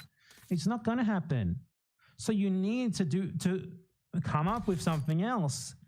Give Ukraine all the weapons that you want in the world. It's still not going to be able to win this war. It's up against a much better equipped, much bigger opponent with a much bigger economy, with way more manpower. Eventually, it's going to lose. Clearly, Putin is willing, regardless of whatever the consequences that come with it, to push this war as far as it needs to go, as far as he thinks it needs to go. So the option is you stop it somehow, via coming to some sort of agreement, which at this point is going to be a shit fucking agreement, way worse than it would have been if some sort of agreement had been come to 2 fucking years ago. And people will say, oh, but Putin never would have wanted to negotiate. He says that, obviously. The point is, you try to negotiate when you're in a position of strength, but now Ukraine is not in a position of strength. So if he ever had any reason to even think about negotiating, he does not anymore. So now we're in this position after the US and US liberals using Ukraine to throw bodies at Russia to try, basically they use Ukraine, the Ukrainian people, the Ukrainian nation as a tool against that geopolitical enemy. And obviously Russia is to blame for invading Ukraine and in the war in the first place. But as I said, morality is not what matters here, because they're going to lose eventually. If you let Russia keep fighting, they will win eventually. I thought that Ukraine would fucking destroy them initially, because a land invasion in this day and age is an insane thing to do. But that's also assuming that the invader is willing to take the cost of doing that. And clearly Russia is willing to endure the cost of it. So that they are willing to endure the cost of it means that you have to operate in a different way and you need to come to some sort of compromise, which is going to be shit for you. But the Americans didn't care about this, because all the Americans cared about was using Ukraine against that geopolitical enemy. So Biden was not interested in any sort of deal, aside from like a unilateral Russian withdrawal from every single part of Ukraine, which is obviously never going to happen. And now you have all of these fucking idiot Democratic liberals saying, like Democrat Party liberals saying, but how could you say that Ukraine should give up to Russia? Morally, Ukraine is in the right. Yeah, they fucking are. But it's either that or this war just keeps going on forever until Russia takes more and more. And obviously, that's not what these guys want. That's not what Trump and JD fucking moronic Vance want.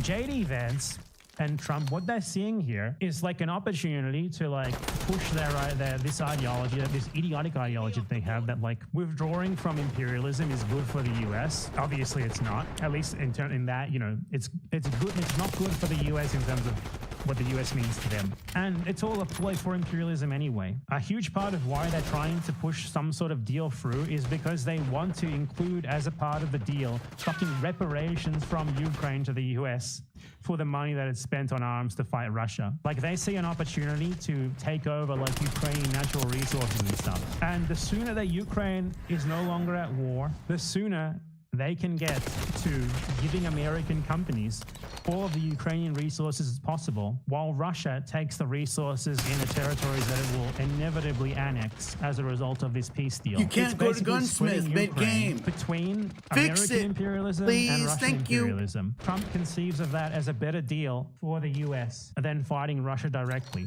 And I don't know, maybe he's right. It's like a sort of Mearsheimer talking point. Like Mearsheimer's an imperialist, but he thinks that like the US is better served off not stepping too much on Russia and China's toes and staying within its own sphere of influence. And splitting Ukraine up between the US and Russia is like perfectly in line with that.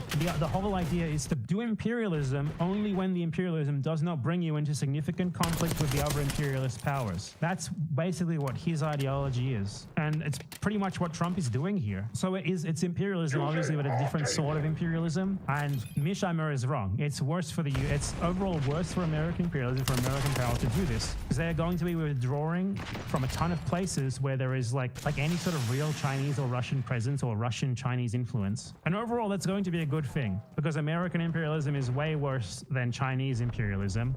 And Russian imperialism is incredibly weak and nowhere near as pervasive as American or Chinese influence anywhere else in the world. Like if you have to choose between like China buying off your government and the Americans buying off your government, you take China every fucking time. Because you know that China is at the very least not going to fucking invade and coup you. But God, this is just embarrassing. Like Zelensky is the only person in this room who's not a fucking moron. And do you think that it's respectful to come to the... And I think it's ludicrous as well. I don't really think that the Ukrainians wouldn't take a deal. I think they would have taken a deal if both the US and Russia were up for the deal and it wasn't like completely ridiculous.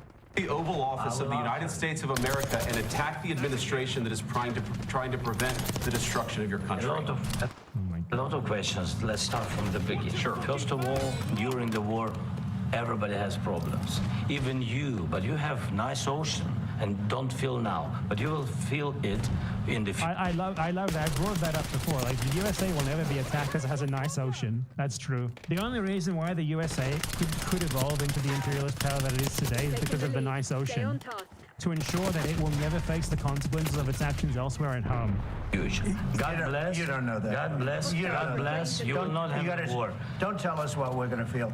How dare you say it? These people are so fucking dumb. These people argue like Ethan Klein. Trump and Vance argue like Ethan Klein. Emotion, I'm the victim. Don't tell us what we're going to feel. I'm not telling you. You're in no position to dictate that. Remember this. You're in no position to dictate what we're going to feel. We're going to feel very good. Feel influence. We're going to feel very good and very strong. You will feel influence. You're right now not in a very good position. You've allowed yourself to be in a very bad position, and he happens to be right about it. From the very beginning of the war. You're not in a good position. You don't have the cards right now. Oh my God, shut the fuck up. With us, you start having cards. Right now, you don't. You're playing cards. You're playing cards. You're gambling with the lives of millions of people. What if these people? This is childish. This is fucking. You're gambling with World War III. You're gambling with World War III. And what you're doing is very disrespectful to the country, this country. Good. Disrespectful. It's back to you. Far more than a lot of people said. This is great. This is great overall because I think what's actually going to result from this is U.S. power dies, the American-European alliance dies. Europe starts sending more arms to Ukraine to make up for the U.S. withdrawing from it. And ultimately, I think that Trump isn't even going to get his deal where he gets to steal Ukraine's resources because of that. Like overall, creating another fucking imperialist bloc independent from the US would be great. Like splitting up Europe and the US would be fantastic. Because Europe is like such a bunch of weak fucking pansies who would never avoid hard imperialism without American permission. I wonder how that would go. They should have. Have you said thank you once? Have you said thank you once? Oh my God. Thank you for pursuing your own interests by sending us weapons. Like, I think that all that this is going to do is result in like the militarization of Europe, which, to be clear, for its own sake, it doesn't need to militarize. With the trouble that Russia has been having in Ukraine, imagine if Russia had to fight against like an actual European military, like even Germany by itself. It would not, like, the fear-mongering of fucking people regarding like, where next? Russia's going to invade us next. If they were dumb enough to do so, it would go badly for them even without the help of the US. So that's just not a thing. It's not going to fucking happen. But what I could see is like Europe sending more military aid and building up its arms industry to send military aid to Ukraine. And like the fear mongering and the hysteria regarding Russia supposedly being able to beat Europe in a straight up conflict would result in them building up their military for basically nothing. European countries spending more on the military budget would basically be nothing. Like it would be total nothing. Like there would never be anything that they do. Because ultimately, the EU would be afraid to really do any hard imperialism anywhere with their militaries without American permission. And if there's an imperialist split, they're not going to do anything. Like they would, because their interests overlap way too much with the Americans, that they would not ever feel comfortable doing anything of their own accord without tacit approval from the Americans. Even the fucking Bosnian intervention and the Kosovo interventions only happen with explicit American participation and approval. And that was something right next to them, right there on their border in Europe. They are cucked, completely cucked. Once the imperialist alliance breaks up and they're not acting in step anymore, they're going to fucking weep for the approval they would get to do the things they want to do from the US. It's not going to happen anymore. The bombing of Libya as well was very much a European initiative. France wanted it more than anyone, and it was American participation that made it possible. That sort of thing probably won't happen anymore. If the EU and US break up and become like their own little poles, I guess, of imperialism, though that would probably require more than just one 4-year Republican presidency, so who knows? No, in this entire meeting, have you said thank you? You went to Pennsylvania and he's like, say thank you, young man. Campaigned for the opposition in October. Offer some words of appreciation for the United States of America and the president who's trying to save your country. Please, you think that if you will speak very loudly about the war, you can... He's not speaking loudly. He's not speaking loudly. Your country is in big trouble. Can I Wait a answer? minute. No, you've done a lot of talking. Your country is in big trouble. I know. You're not winning. You're not winning this. You have a damn good chance of coming out okay because of us. Mr. President, we are staying in our country, staying strong from the very beginning of the war. We've been alone, and we are thankful. I said thanks you haven't in been this alone. cabinet, You and haven't not been only alone. in this cabinet. We gave you, through this stupid president, $350 billion. You voted we gave for you your military equipment, and your men are brave, but they had to use our military. What about if you didn't have our military equipment, If Trump wasn't such a pussy, he would have punched him by now. You can tell he really wants to.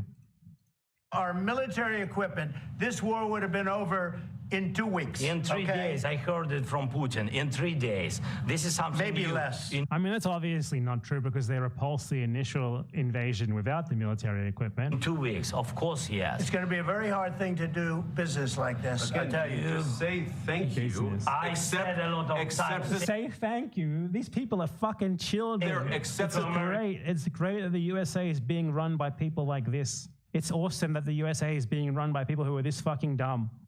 Accept that there are disagreements, and let's go litigate those disagreements rather than trying to fight it out in the American media when you're wrong. We know that you're wrong. But you see, I think it's good for the American people to see what's going on over there. I think it's very important. That's why I kept this going so long. You have to be thankful. You don't have the cards. You have to be thankful. Be thankful. It's like a fucking child. Honestly, he is a child. Trump is a buried baby. there. Your people are dying. I can tell you. Ultimately, I think this is an issue with Zelensky not approaching Trump in the way that you need to approach Trump. You need to understand that he's a child. Zelensky is too serious here. You need to understand that the way that you convince Trump is you just completely suck up to him. You treat him like a child who just drew the shittiest thing in the world, and you have to pretend it's good. Like, let's imagine for a second here, how would you treat a child who drew this? And they come up to you and they're like, Daddy, look, I'm an artist. And you say, oh yes, little Jimmy, that's the greatest little picture I've ever seen. I can't wait to see the art that you made in the future. So when you talk to Trump, you need to treat him as you would that child. Trump comes up to you and he's like, we helped you a lot over there in Ukraine. Without us, your country would have been destroyed. And you say, you know what, little Donnie? You're right. We thank you so much. And honestly, Mr. Donnie, I don't even thank Biden for that. I thank you for that. You're the one who did it. You're just such a nice little baby boy. I kind of like your cheeks. And Mr. Donald, We need your help to get a good deal here. You're a businessman, Mr. Donald, one of the best I hear. I heard they call you a billionaire, but honestly, I think you're more like a trillionaire. You know how to do good business. You know how to make deals, and we think you can get us a really good deal, Mr. Donald. How about you talk to your friend, Mr. Vladimir Putin over there? And we all know that you always come out on the vegan the pizza side of the deal, bitches. and you convince him to Be get jealous. us a great deal. Thank you. Where we go right back to the status quo before this war, Mr. Donald, where he withdraws back to the borders of where he was beforehand. Mr. Donald, I know that you could do it. I have faith in your ability to do that, Mr. Donald. And Donald's reaction will be like, well, you know what? I do, don't I? But not in that voice, because I can't do a Trump voice. That's how you do it. And you make sure to call him Mr. President, and make sure you tell him that he's a billionaire, if not a trillionaire, as much as possible, and that he's really good at business and deals. The thing is, Zelensky is trying to argue with Donald Trump based on reality as if he's an adult. He needs to treat him like a child who needs to be praised in every single sentence, or otherwise he's going to go and cry in the corner. It's the wrong way to approach Trump. This is how the North Koreans made Trump like them for a while. They told him how great he is and stuff. This is ultimately just a failure of strategy. But also, ultimately, this is a weird-ass media spectacle that should have never happened. I cannot believe that they are holding actual negotiations before the cameras. That's my thoughts on this. What a joke, man. Like, the way that you get Trump to do what you want to do, to give you an actual decent deal, is to, like, tell him how awesome he is and give him a challenge and imply that someone as awesome as him should be able to easily do this challenge. The challenge being like an actual good deal. Wait, I missed the best part. There's more? What is there? You're running low on soldiers. Listen, please, you're running Mr. low President. on soldiers. It would be a damn good thing. Mr. And then you tell us, I don't want a ceasefire. I don't want a Oh my God, he's doing the funny voice thing. He's the president. ceasefire. I want to go, and I wanted this. Look, if you could get a ceasefire right now, I tell you, you take it so the bullets stop flying and your men stop getting killed. Of course, we want to stop the war. But you're saying you don't want a ceasefire. But I said to you, I want a ceasefire. with guarantees. Because you'll get a ceasefire faster than an agreement. Ask our people about ceasefire, what they think. That wasn't Doesn't with matter me. for you what That what wasn't this with me. means. It That was wasn't with you. a guy named Biden, who was not a smart person. But this That is was your, with, this that was is with your Obama. president. It was your president. Excuse me. That was with Just touching him like he's getting closer. Obama, who gave you sheets, and I gave you javelins. Yes. I gave you the javelins to take out all those tanks. Obama gave you sheets. In fact, the statement is Obama gave sheets and Trump gave javelins. You got to be. Is that a statement? Obama gave sheets, Trump gave... Has anyone ever said that before? Okay, the only result for this is Trump saying this. Be more thankful, because let me tell you, you don't have the cards. With us, you have the cards, but without us, you don't have any cards. Caitlin, I do want to, because the world... Okay, I don't care about the CNN analysis. Man, what a bizarre fucking shit show. Yeah, I mean, Ukraine's probably fucked, but it was fucked before as well. It's not fucked because of Trump. It's fucked because of the US in general. Biden and Trump and just America. Biden did the work so that Trump could come in and just sort of be really open about what it's all about, which is, you know, taking the USA's share of Ukraine, cutting the losses and just taking the USA's share and letting Russia have the rest. Ukraine feasibly had the leverage to get good terms if negotiations were pursued by them and the US seriously in like the first 6 months, year or so of the war. Ever since then, it's just been getting worse and worse. Anyway, why haven't you given me all your money? Thank you.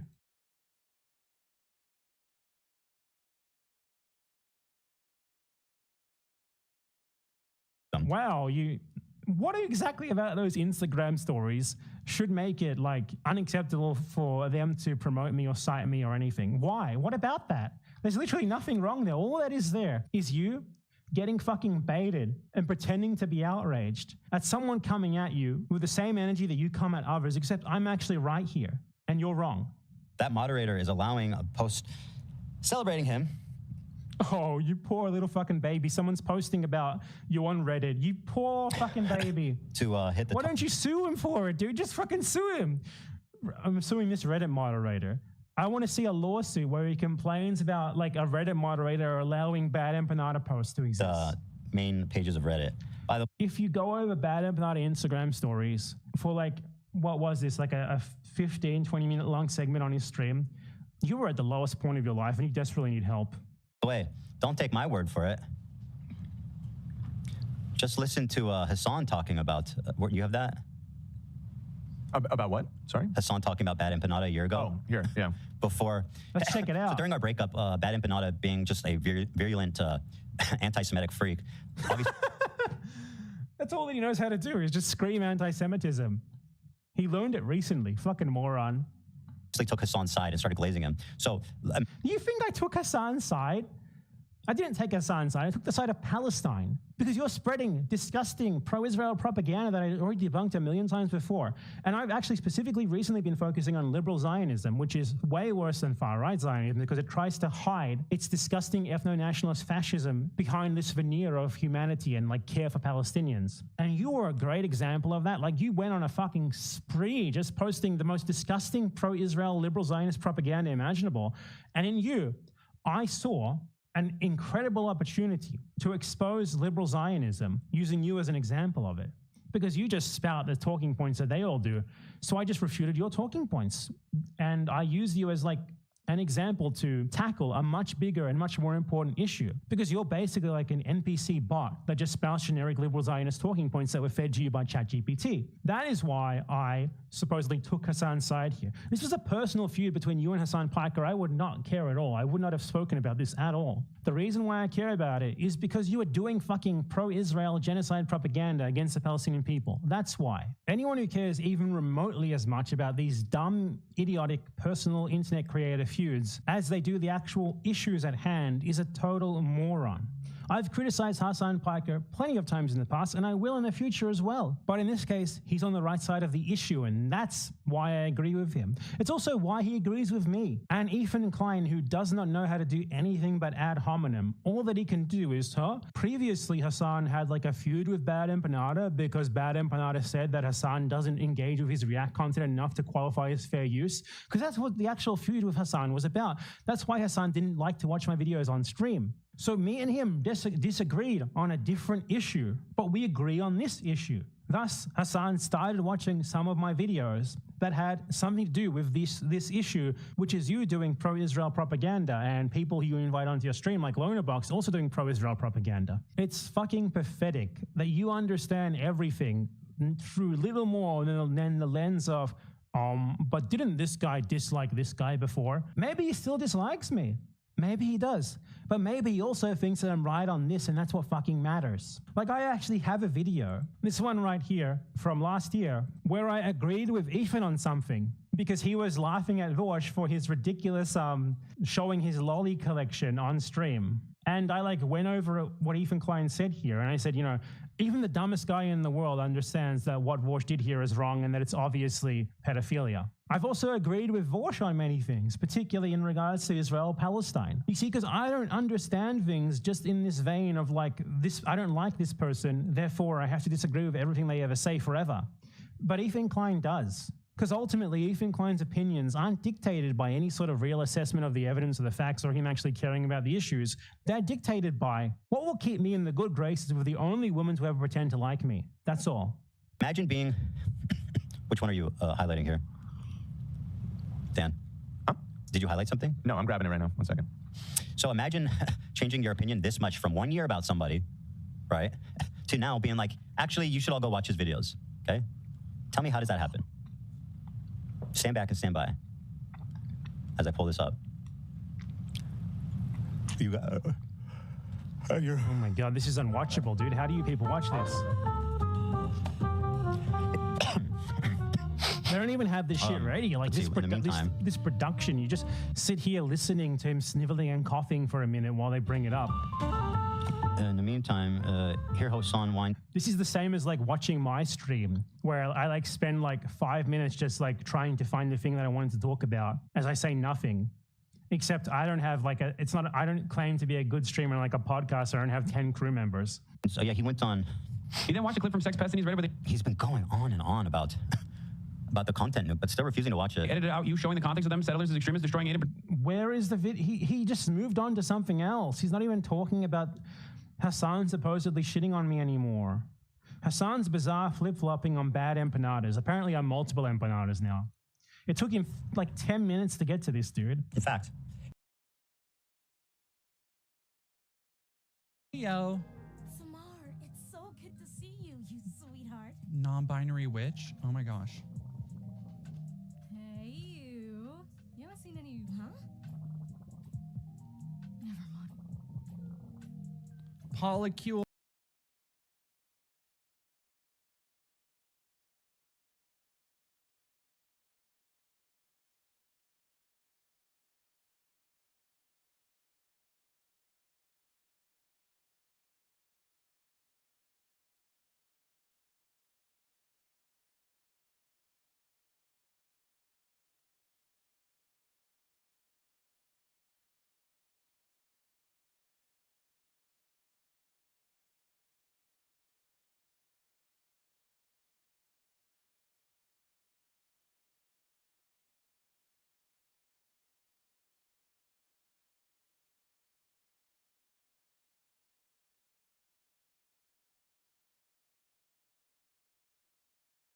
What? What?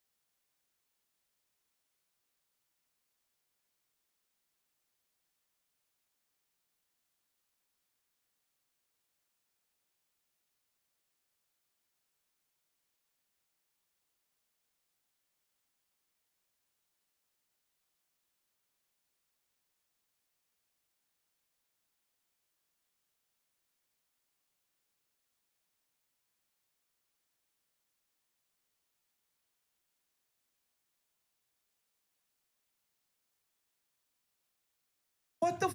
What is this? Did Trump not watch this before posting it? Like, I'm so confused. Why would anybody make this? Why would Donald Trump post it? I'm having a very hard time understanding what is going on here. Like, what is the intention behind this? Let's get to the insanity beyond, I mean, the most insane thing that has taken place. Donald Trump posted a AI video about Gaza on his Truth Social account. Let's take a look at what the Donald Trump Truth Social post looks like. Surely this will be good and normal. Oh my God. Conservatives absolutely love AI art. That is besides the point, I know, but I don't know what it is that in the minds of conservatives, they're like, oh, thank God there's such a thing as AI art, because now all of my unhinged, hysterical, schizophrenic fantasies, I can engage in make-believe. Okay, I can engage in make-believe for all of my schizo fantasies that I've cultivated in my mind. And I don't even have to pay an artist to make it. Yeah, AI art, the MAGA fever dream generator. There's got to be a study at some point conducted on like reactionary tendencies and your proclivity towards leaning into AI art.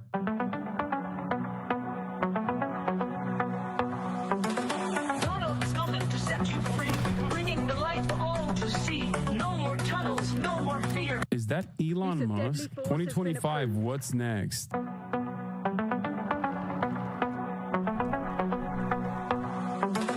Donald's coming to set you free, bringing the light for all to see. No more tunnels, no more fear. Trump Gaza is finally. Bearded belly dancers? It's AI music from Suno too. Just every part of this is so cooked. Trump Gaza is finally here. Trump Gaza shining bright. Trump Gaza is finally here. Trump is gonna make it woke. The shining bright, golden future, a brand new life. Feast and dance, the deal is done. Wait, what?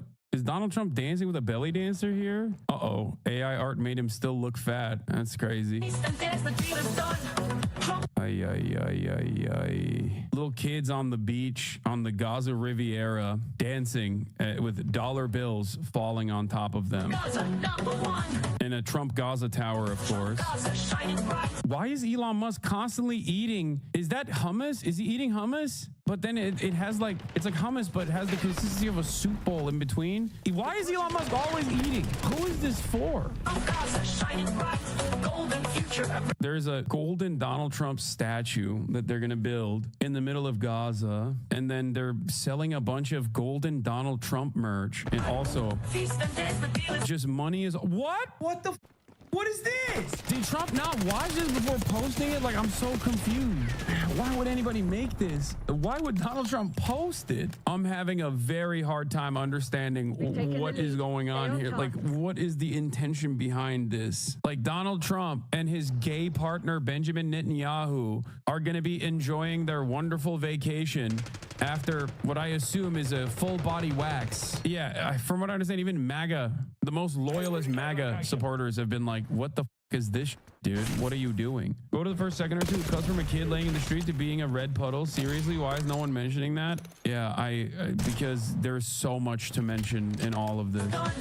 Trump Gaza, #1. Okay, this is the type of stuff that when you ask me like, oh, is there anything here that is unexpected? Okay, from your assessment, is there anything that you consider to be unexpected? This is like the equivalent of like the Nazi government doing the AI slop, whatever the AI slop equivalent of that art would be at the time, to justify not only Lebensraum but also the final solution. Like, it's just so weird. Like, we look at this and we're like, haha, this is kind of stupid. Look at them. Look at Trump being gay with Netanyahu or whatever. But like, this unironically is Donald Trump saying like, we are going to officially ethnically cleanse the Gaza Strip and then buy out all of it and rebuild it in Trump's image.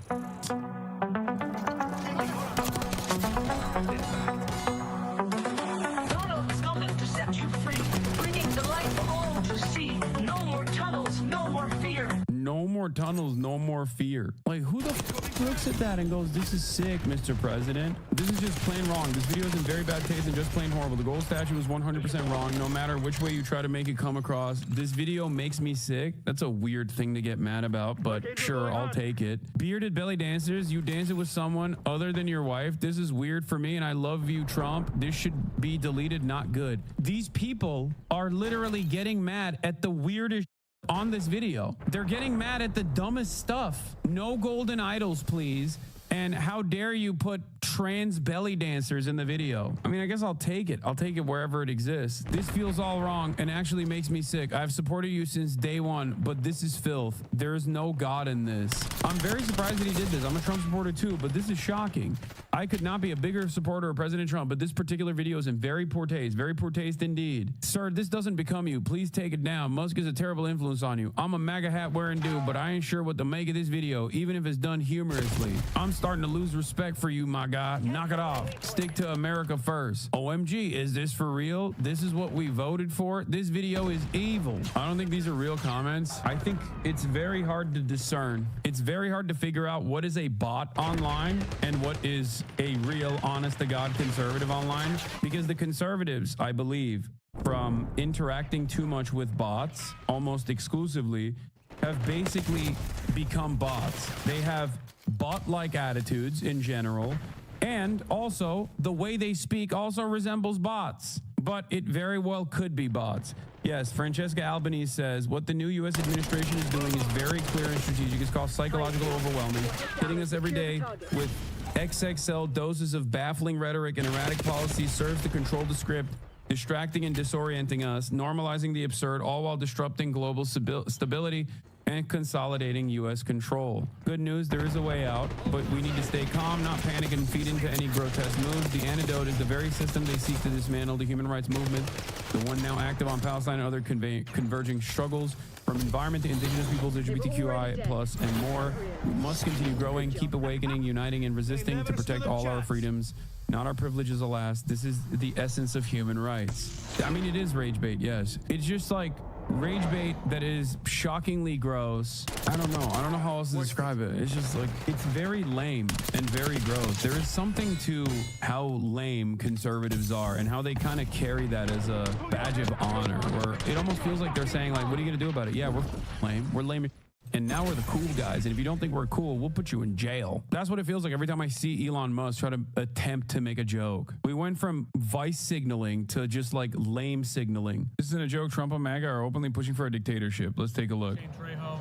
I am the campaign lead for the third term project. So our stated goal is to ensure that President Trump can get the third term that we believe the public demands that he receive. Representative Andy Amazing. of Tennessee has introduced a constitutional amendment that would amend the Constitution to allow President Trump to get a third term. Mark Avagno, legal expert, will be explaining kind of the basis of how that works after I give my brief statement today. But we believe that the public needs a third term from President Trump. What he's doing already at warp speed with Doge and with making the government more efficient, going to battle with the bureaucracy, the permanent bureaucracy in Washington, D.C. That has lorded over us and strangled the economy for so long. This has been such a scourge for the American people. Trump is going to battle with them, and he's making incredible strides. But the forces of evil that he's going to war against are not going to go away. They might be dormant for a while, but they're going to be waiting to get right back in there as soon as President Trump is out of office. So we believe that with a third term, he'll be able to remake the government. He'll be able to take a wrecking ball to the bureaucracy, to the different, to the networks that operate behind the bureaucracy, and for generations to come, it will make. Under normal circumstances, I'd be like, these guys are morons. Who cares what they have to say? Or they're so silly. But I look at and probably make the correct assessment now that there is nothing that is too silly for the Trump administration, and that they will pursue all avenues, including this one. I mean, these guys were just like saying over and over again, Project 2025. Well, Trump says he doesn't know what it is. His dumbass followers would come in here every now and then, which I miss, by the way. I miss the hogs so much. This community was so much more fun when we had hogs. They would come in here and be like, Hassan, what do you have to say to Donald Trump saying he doesn't know what Project 2025 is? Why won't you believe our Lord and Savior when he tells you the truth? And now that he's in office, they're like, oh yeah, of course we were doing Project 2025, you idiots. I don't treat anything these guys say as like just a joke. Make the necessary change, stop the deep state, stop the institutional bureaucracy, stop the administrative state, and restore freedom to the people. So that's the idea here that we're pushing with the Third Term Project. Go to thirdtermproject.com for more information. And I'm just going to have Mark Avagno, our legal expert, talk a little bit about the basis behind it, and before we take some questions from the media. So, Mark, go right ahead. Thank you, Shane. So a lot of people, especially in the modern mind frame, think, well, presidents should only have 2 terms, right? That's how it's always been. Well, the truth of the matter of fact is that it's not always been like that. Franklin D. Roosevelt served 4 terms as president, and then we got this 22nd Amendment. That was the impetus for it. And so we are not asking for a huge modification, actually. And we've got a lot of criticism. Well, what if we allow Joe Biden to run again?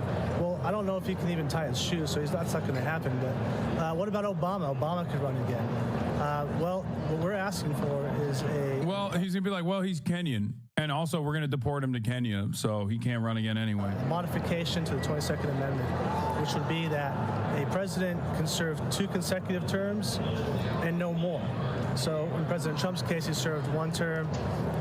The second term was interrupted, and now he has another term, and so he should be allowed to effectuate his agenda with the second term. A lot of presidents, usually when they win once, they win again. And so we're not even saying that President Trump will be president again. So if he does run in 2028, it could be that he does not elect him. We're just saying that he should have the opportunity to be elected. And so there's certainly legal precedent for it. We're going to have to get at least 2/3 majority vote in the House and in the Senate, but that's certainly possible. And it's not unprecedented that a president would run 3 terms or even 4 terms. We're just saying a 3rd term would be ideal. And a lot of the left says they support democracy. This would be part of democracy, right? So we're just giving opportunity. If people don't vote for President Trump in 2028, so be it. But we want him to have the opportunity to run again, to continue making America great. Republicans are so funny. They push the term limits in order to prevent an FDR dominance of government, and now they want the reverse. God, Republicans never change. Oh, yeah.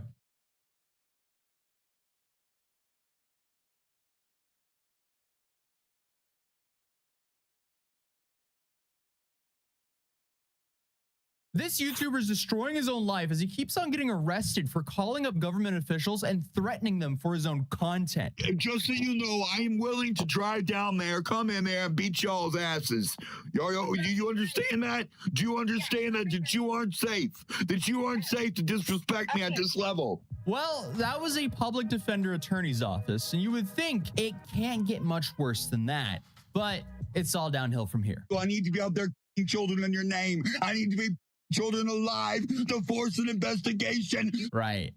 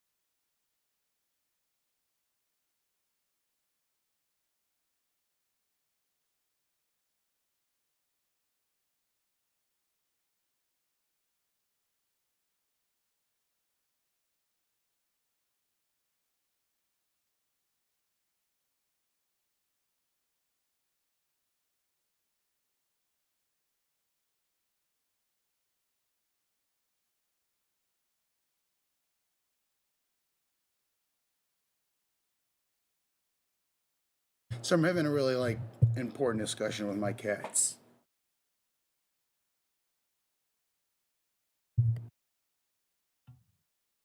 Normally, we don't hit rock bottom this early in the video, but here we are. So the last call you just heard, that was to a 911 emergency line. No wonder he got arrested 2 days after that video was published, but we'll dive into that later. So meet Colton Wood, a YouTuber known as Dr. Canis, who claims to fight for service dog rights on social media. However, it's on his second channel named The Hard Tard that Colton publishes videos that we just saw. In his words, he describes his second channel as a place to where he puts extreme content. He also calls himself a civil rights activist who fights for the rights of those who can't stand up for themselves. I don't know if the content we just watched would count as being a civil rights activist, but okay then. But today's video is another episode of essentially watching the trash take itself out, as it's safe to say this guy is an excellent example of that type. Essentially, he just goes around and harasses people for content, and he also got arrested for assault and battery at least 5 times in the last few years making this kind of content. It's like many of the other creators that we cover, his own worst enemy is himself, as he either live streams or films and uploads his own crimes. So he is the one who posts most of the evidence against himself online. It's almost like he's on an active mission to destroy his own life for basically zero upside, including private moments that most people would really not consider to post in a video, like this clip. A cop shows up to his house and then he just randomly decides to shower. Yeah, but you all resorted to criminal actions before you got here. They doxed me. They doxed me. I can't trust you. They doxed me. This is critical. I drink this much water. 1/3 of a gallon in 20 minutes.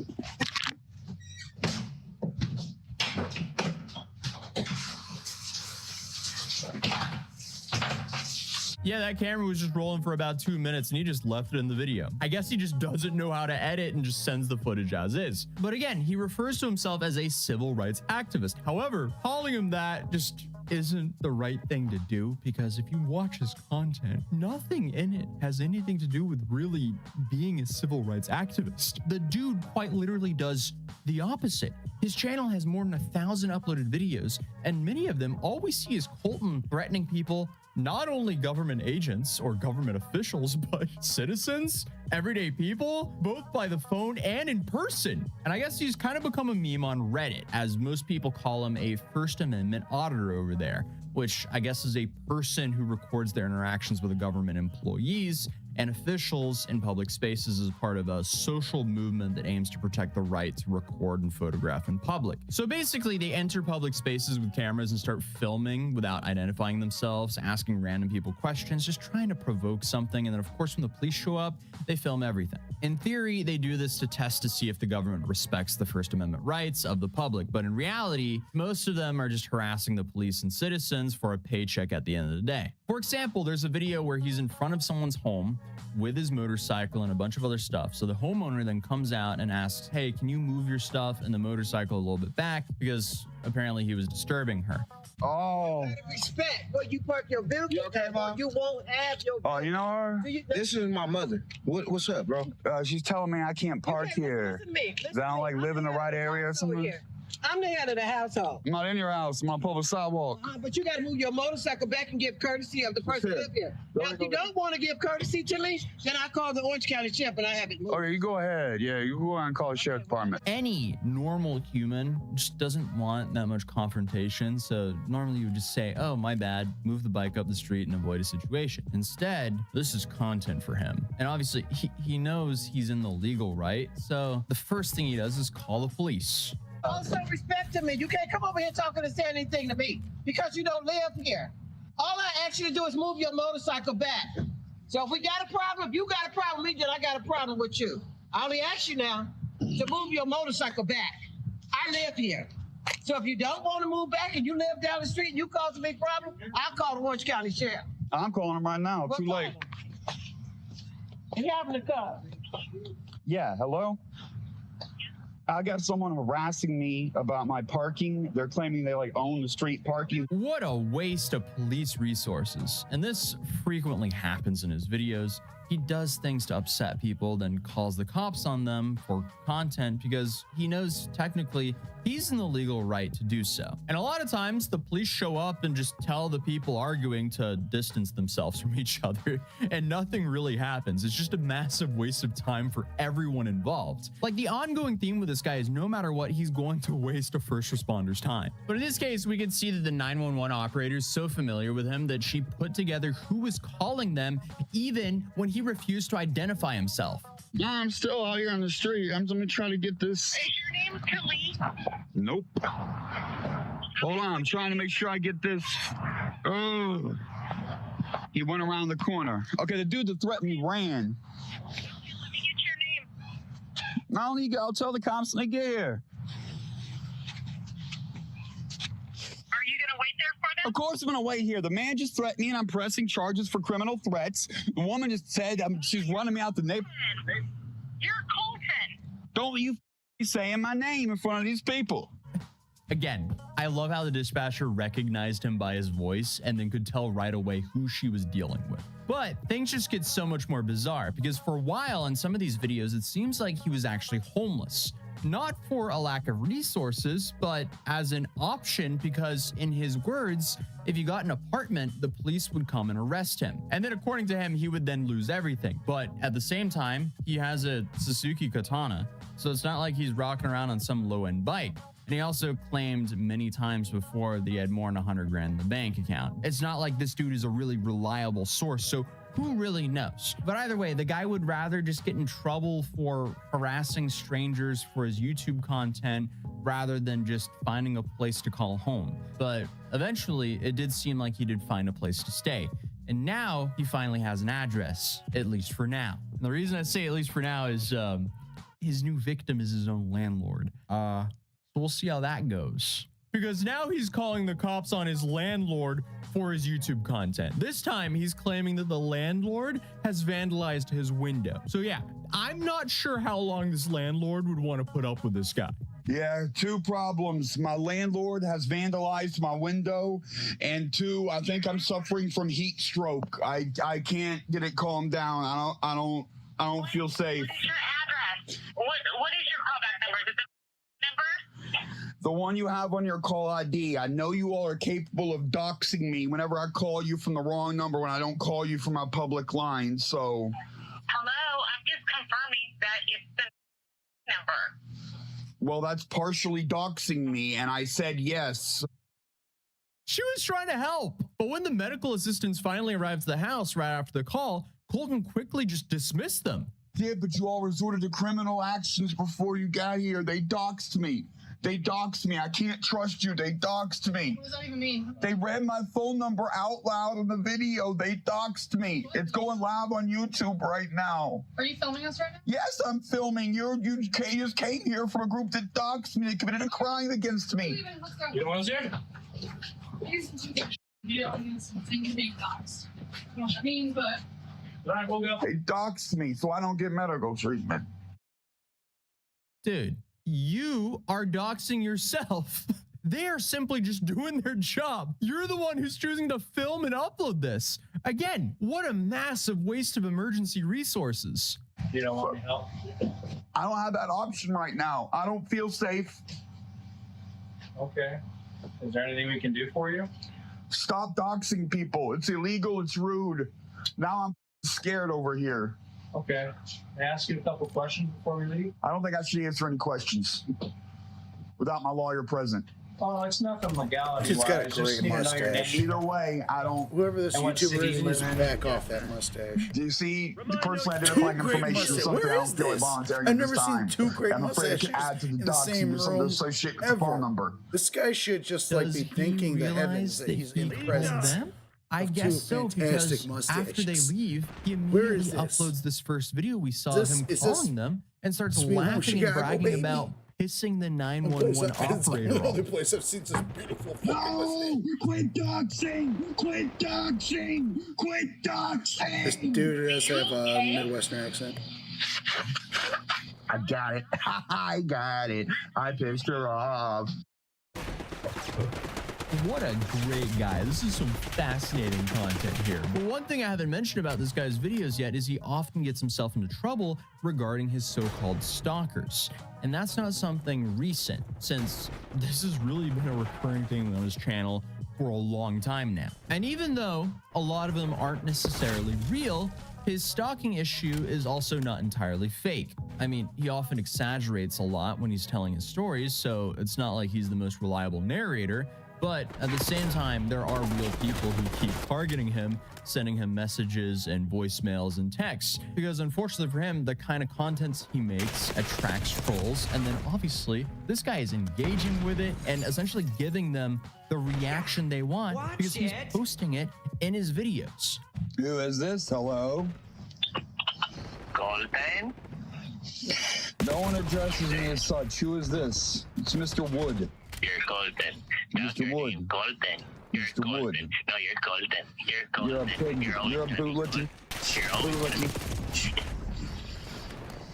So as usual, Colton decided to call 911. But it seems like because they didn't immediately help remove these phone stalkers, he started threatening the operator with some of the most horrific threats, which unfortunately I can't show here on this channel. So I need to be out there killing children in your name. I need to be children alive to force an investigation. Obviously, I could only show a small snippet there, heavily censored, but he was arrested 2 days after posting that video for contempt of court, disobeying court orders, process, threats of violence, and use of 911 emergency line with the intent to harass. However, this guy didn't even spend a week in jail as he posted bond the literal next day, and then continued to post these fascinating videos, to put it lightly. Just for the record, y'all forget I'm hood rich. You forget. So, yeah, that's gonna cause society some problems, but. Right.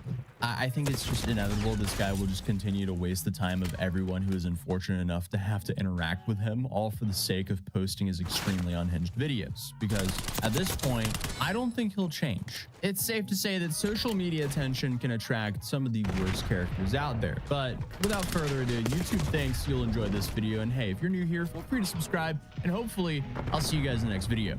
Peace. Sorry for how this looks. I'm in a hotel room right now. I'm on tour in Australia. Wow. I gotta make this video now. And you guys tell me if I have any dandruff on my shoulders, right? Folks, July 10th, 2008, Apple officially launches the App Store. Downloading third-party apps on our phones has become the industry standard, so we're not too impressed by it anymore. But back then, it was a technological breakthrough. Anybody could create an app and sell it to the average consumer. Sure, some developers made pointless, gimmicky apps like Twitter or Google Maps, but there were some real innovators out there creating beautiful, life-changing apps like iBeer or Cigarette Simulator. I love apps. I have tons of apps on my phone.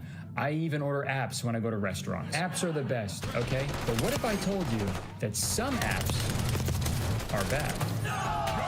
Yeah, it's true. The implementation of the App Store was incredible. Like I said, it allowed anybody to create an app. But unfortunately, when you allow anybody to make an app, anybody can make an app. Which brings us to the main topic of today's video, the Bear Fruit app. This is an educational / social networking app created by Cole and Savannah LeBrant, aka the mother and father of the LeBrant family. If you're unfamiliar with the LeBrant family, number one, I'm jealous. I wish I didn't know about these fucking people, but before we get into the Bear Fruit controversy, let's do a quick refresher on the LeBrant family so we're all on the same page, okay?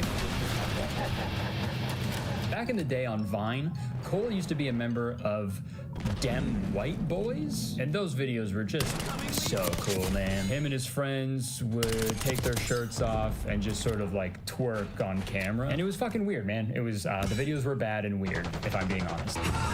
But once Vine shut down, Cole fully embraced Christianity. How do I make that transition from being, you know, the twerking Vine boy to loving Jesus? And he was immediately trying to transition to Musical.ly. So he started reaching out to family-friendly content creators on Musical.ly because according to him, he always made clean content. Because I was transitioning from Vine to Musical.ly, and I was trying to reach out to family-friendly creators because I had always made clean content. Personally, I wouldn't classify shirtless twerking videos as clean content, but that's just me, man. Maybe I'm old-fashioned. I just want to make content that's clean, family-friendly, and safe for everybody to watch. Now let's get into today's video. So, Cole reaches out to Savannah on Musical.ly, who, by the way, already had a 3-year-old daughter at the time named Everly. So they end up meeting in person, and then within the year, they're married to each other. Shortly after their wedding, Cole posted this tweet: "No longer a virgin, 100 emoji. Hashtag marriage rocks." Which, to this day, is the only funny thing he's ever done. Whoa. We met in a year later. A year, we were married in a within year. a year. Holy freak. Yeah, it was really fast. Okay, sorry, this is a little off topic, but these clips are from like a Christian podcast, so it makes sense why they aren't cursing, right? But dude, there is nothing funnier than a grown man saying "holy freak." Holy freak. Yeah. What the freak, bro? You're a weird mother freaker. Go freak yourself, man. Yeah, I freaked her last night. Freak off.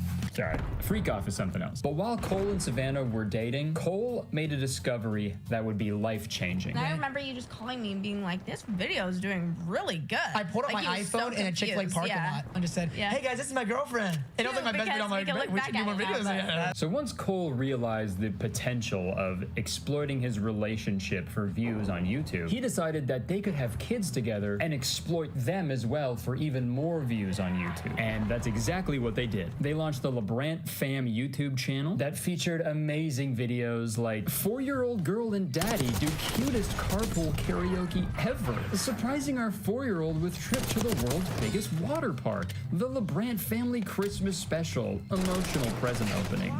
Man. If my parents filmed my childhood and uploaded that footage to the internet to make money off of me, no joke, dude, I would never talk to them ever again. It'd actually be impossible for me to talk to them ever again because I'd fucking kill them. They'd be dead. Dude, the internet is full of weirdos, man. So if you have kids who you're supposed to love and protect, wouldn't you want to try your hardest to like not put them on the internet where all the fucking weirdos are? And not to mention, it is super gross that several of the most popular videos on the LeBrant Fam channel feature their daughter in the thumbnail wearing a bikini or a revealing dance costume. That's weird as fuck. Or as freak, sorry guys. Holy freak. Yeah. Exploiting kids in school, but yeah, let's draw the line at cursing. LeBrant Family Analytics. LeBrant Family's daughter. 5.2 million subscribers. Makes $30,000 per suggested post.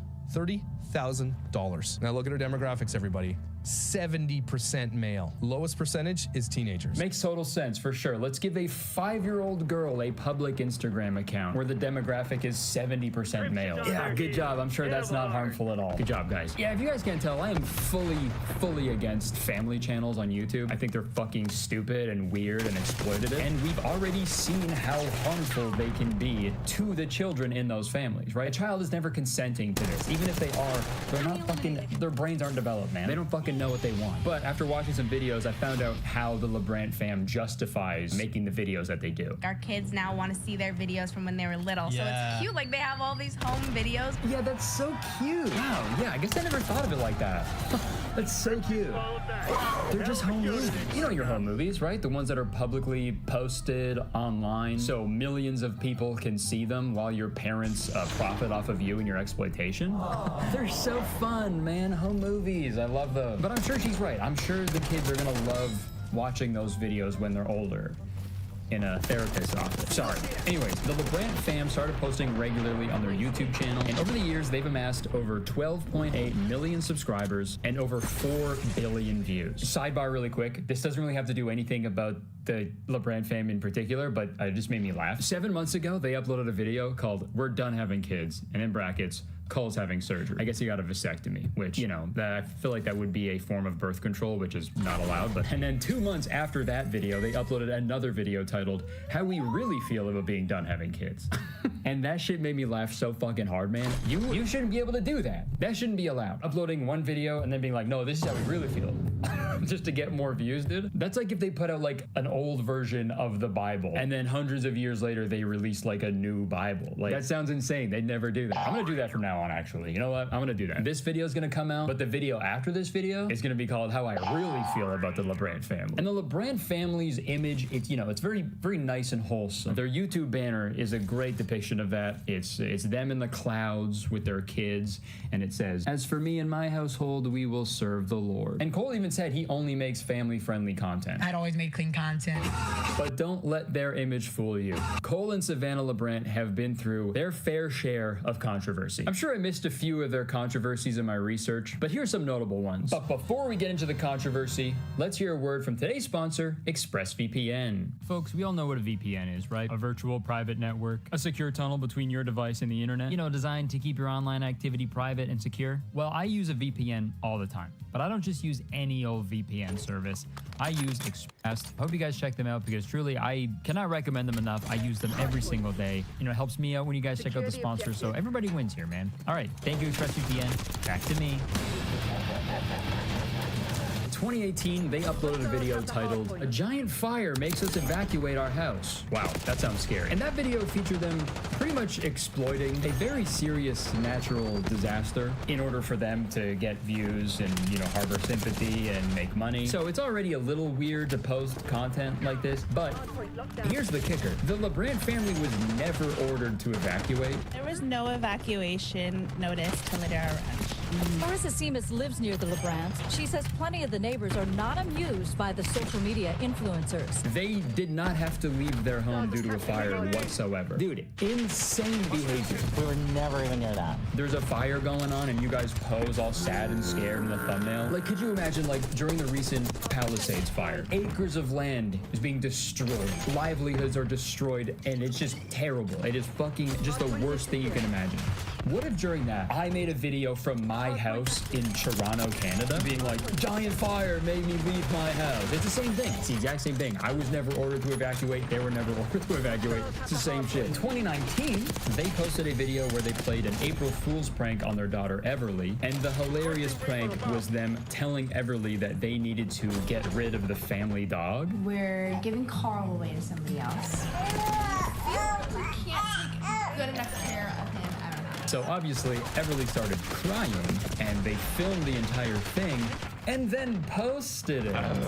Too far? Very cool, guys. You guys are really cool parents. In 2021, they uploaded a video titled, "She Got Diagnosed with Cancer," and in brackets, documentary, with a thumbnail featuring the entire family. You know, so one would deduce that one of the family members was diagnosed with cancer, right?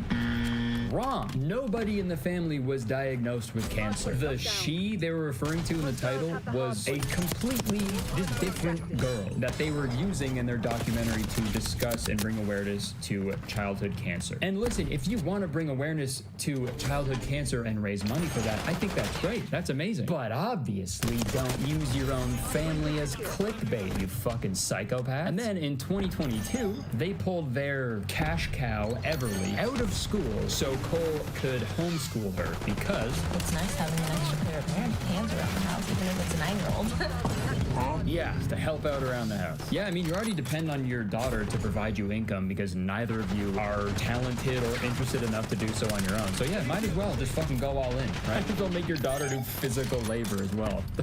Don't get me wrong, okay? I know parenting is hard, especially when you don't have any help, which they don't, according to Savannah. We don't have help at all. Like, we don't have babysitting help. Well, we have kids like that. We have a date night coming up, and we had the babysitter come an hour early so we could film this. What the heck? Like, we don't have babysitting help. We had the babysitter come an hour early so we could film this. Dude, they're dumber than I thought, man. The fact that they left that in is just so hard. We have nobody that wants to help. Hey, I'm here to help. Shut up! What am I gonna do? Then their magnum opus of controversies was in 2022 when the LeBrant family released a pro-life documentary titled Abortion that featured them interviewing pro-life scientists, just talked about how terrible and evil abortion is. Instead of pro-life or pro-choice, is it possible for us to be pro-love? Even insinuating in the beginning that abortion is worse than the Holocaust? I have my personal convictions. You have yours. We're all so different, and that's okay. Fucking insane, dude. They're so dumb. It's also like just so out of place on their YouTube channel, right? Like the video goes like, "Big day for baby number 4, abortion." baby name reveal. It's just a constant, irresponsible use of their massive platform that a lot of young people follow. It's gross. And then just recently, there's another one. Cole, he met Donald Trump and awkwardly prayed over him while Trump just like smiled at the camera. The dick riding is crazy, bro. I mean, and again, just a fucking idiot, dude. For sure, you're all Christian. It's all Christian all the time. It's gotta be Christian, good values. But let's pray over the convicted felon who is the only president in history to not swear on the Bible. Good job, Cole. Okay, before you history nerds yell at me in the comments, I guess that's not true. I messed that up. I guess there are other presidents who didn't swear on the Bible. But still, Cole, you're an idiot. So now I have a pretty good understanding of the LeBrant family, but I have yet to discuss their newest controversy, the Bear Fruit app. When you look it up on the App Store, the description reads, "We created Bear Fruit because the reality is that having a good marriage is hard. 50% of marriages end in divorce and rising." Also, I gotta say, that's not true. The divorce rates are actually going down. So, more young adults than ever before are leaving the church. Becoming the person God has called you to be can sometimes feel really hard. We know it has for us at times. We created Bear Fruit because this is something we wish we had when we first got married and first started having kids. Even now more than ever, we wish we had this as a growing family in the thick of it. In a world where celebrities mock God, we proudly want more of God, but it's so easy to live life casually and just go about our days and miss it. Miss all God has for us, our marriage and our family. We can't afford to miss it. Our families can't afford it. God is calling us to live intentionally each day, to bear fruit that won't fade when everything else does, and to have thriving marriages and thriving kids. We know not everyone believes what we believe, and that's okay. Bro, tell it to a publisher, man. How fucking long is it? So this platform was created with that exact intentionality, to empower the Christian person and family with the resources and the how to bear fruit. We don't just want to hear about the fruit. We want to experience it. Life's too hard to do alone. Bear Fruit was created to serve as a place where we could find community and thrive in it. This community is not the toxic one we see across social media. It is a healthy kind of community that encourages you to pursue your spouse and not give up on him or her. And you'll see later that it's not really a healthy community on there, but I'm getting ahead of myself. Then they end it with John 15:8. Jesus says, "This is to my Father's glory, that you bear much fruit, showing yourselves to be my disciples." I'm sure they were referencing an app in that verse. So to sum it up, Bear Fruit is a social networking app for parents that features courses on how to raise your kids and improve your marriage directly from the LeBrant family, as well as access to 2 live streams a month featuring Cole and Savannah, as well as the ability to talk to other parents in the discussion tab. So the LeBrant fam releases the Bear Fruit app in October 2024, and the initial reaction from their fans was confusion because the Bear Fruit app is free to download, but to actually use and access the app, you need to spend $7 a month or just $70 a year. What a bargain. But if the money is an issue, don't worry, because apparently every month they do a $10,000 giveaway, ranging from $10,000 cash to dream family vacations and more. And I guess that's nice, right? It's nice to give away money to people, obviously. We're giving away $10,000. Oh, does anybody want a brand new iPad? Oh no, oh man. I forgot that the brand new iPhone 6 just came out that someone's getting this month. It always feels a little disingenuous though when they make that like the selling point of the app, because you shouldn't have to use the promise of making a bunch of money to entice people to buy your app, right? You should just make a good app. And I totally get why people were upset about the price, dude. Like free parenting groups 100% exist all over the internet. You can rent dozens of parenting books that were written by professionals from a library for free. Like, I don't think spending money to learn parenting tips from family vloggers is a good idea. Lesson number 1 is just how to exploit your kids and ruin their lives forever. But anyways, like I said, people were not very happy upon the app's release. LeBrant fam haters were quick to criticize the app, and even LeBrant fam stans weren't fans. LeBrant fam were fans. The negative comments were pouring in, so Cole took to his Instagram story to defend himself. "We have an aggressively angry hate group constantly coming after our family. They really don't like when we talk about God, and they're really trying to take this app down. Being honest with you guys, because I think we have such a unique group of people here who genuinely love Jesus that we don't have to go through this attack alone. Thank you guys for standing with us, and even if the app isn't for you, would you pray these scriptures over the app?" our family, and every family joining the community. Isaiah 54:17. No weapon formed against you will prosper. Okay, Jesus fuck, man. This is the guy who's gonna be homeschooling their kid. Can't even fucking spell any word. Genesis 50:20. What the enemy meant for evil, God will use for good. If the world hates you, understand that it hated me first, okay? I gotta say, asking people to pray over an app is fucking insane. Picturing someone kneeling down on their bed like, I know my husband is still being held hostage by the mafia, and I know I just lost all my money in a crypto scam, and I know my mom just exploded, but please, all I ask of you is to make sure the LeBrant fam makes a ton of money from their app. Please, God! Like, that's insane, man. Guys, can you please pray over this video? Please pray that this video gets so many views.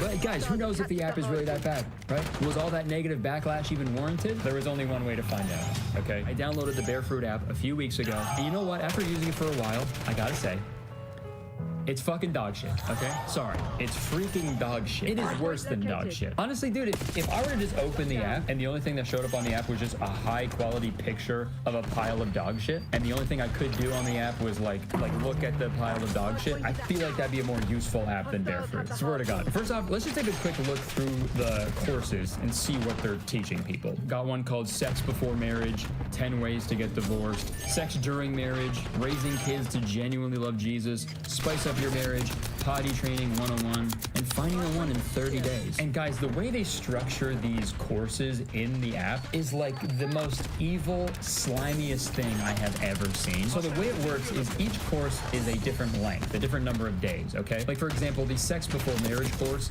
is 29 days long, while the 10 Ways to Get Divorced course is only 11 days long. So you click on a course, you do day one. It's literally like a one-page, poorly written paragraph about just straight up bullshit that could be found like literally anywhere else. Like none of this is proprietary information. Like this one, for example, that I found online. This is day 5 of 7 of the potty training course, okay? Welcome back to day 5. The next 2 days will look a lot like yesterday's day, being consistent. Maybe a few more peas in the potty, but maybe still some accidents. Hyping up the peas in the potty. Always asking every 20 minutes if they have to go and reminding them to tell you when they have to go. Placing them on potty every 20 minutes to remind them. Okay, it's been a couple days and your child is picking it up. Time to try undies. Also, what if your child isn't picking it up? Then what? Sometimes undies can backtrack and the kid will want to pee in the undies because they think it's a diaper almost. This is normal. Explain to them how you don't go pee in your undies, and these are big kid undies. Still need to go in potty. If you have to explore outside the house or drive to/from activities for the kids, I will sometimes put a diaper under their bum in the car seat. Don't put the diaper on them, but just place it on top of the car seat to help with accidents and help with you not having to clean the whole car seat. Haha. Also, bring the potty wherever you go. They can use potty in the car if you need to pull over, or use it wherever you want. Just bring it since you're familiar with that potty. Also bring your treat jar to reward. Like, bro, this is not a course. This is written like a fucking drunk text to a friend, okay? All I'm saying, if you're selling a course to people, don't end one of your sentences with haha. What the fuck, man? Because now I don't know if it's true. Like, imagine if a math teacher was just like, and remember, a squared plus b squared equals c squared, lol. Now it's like, I don't know, is it?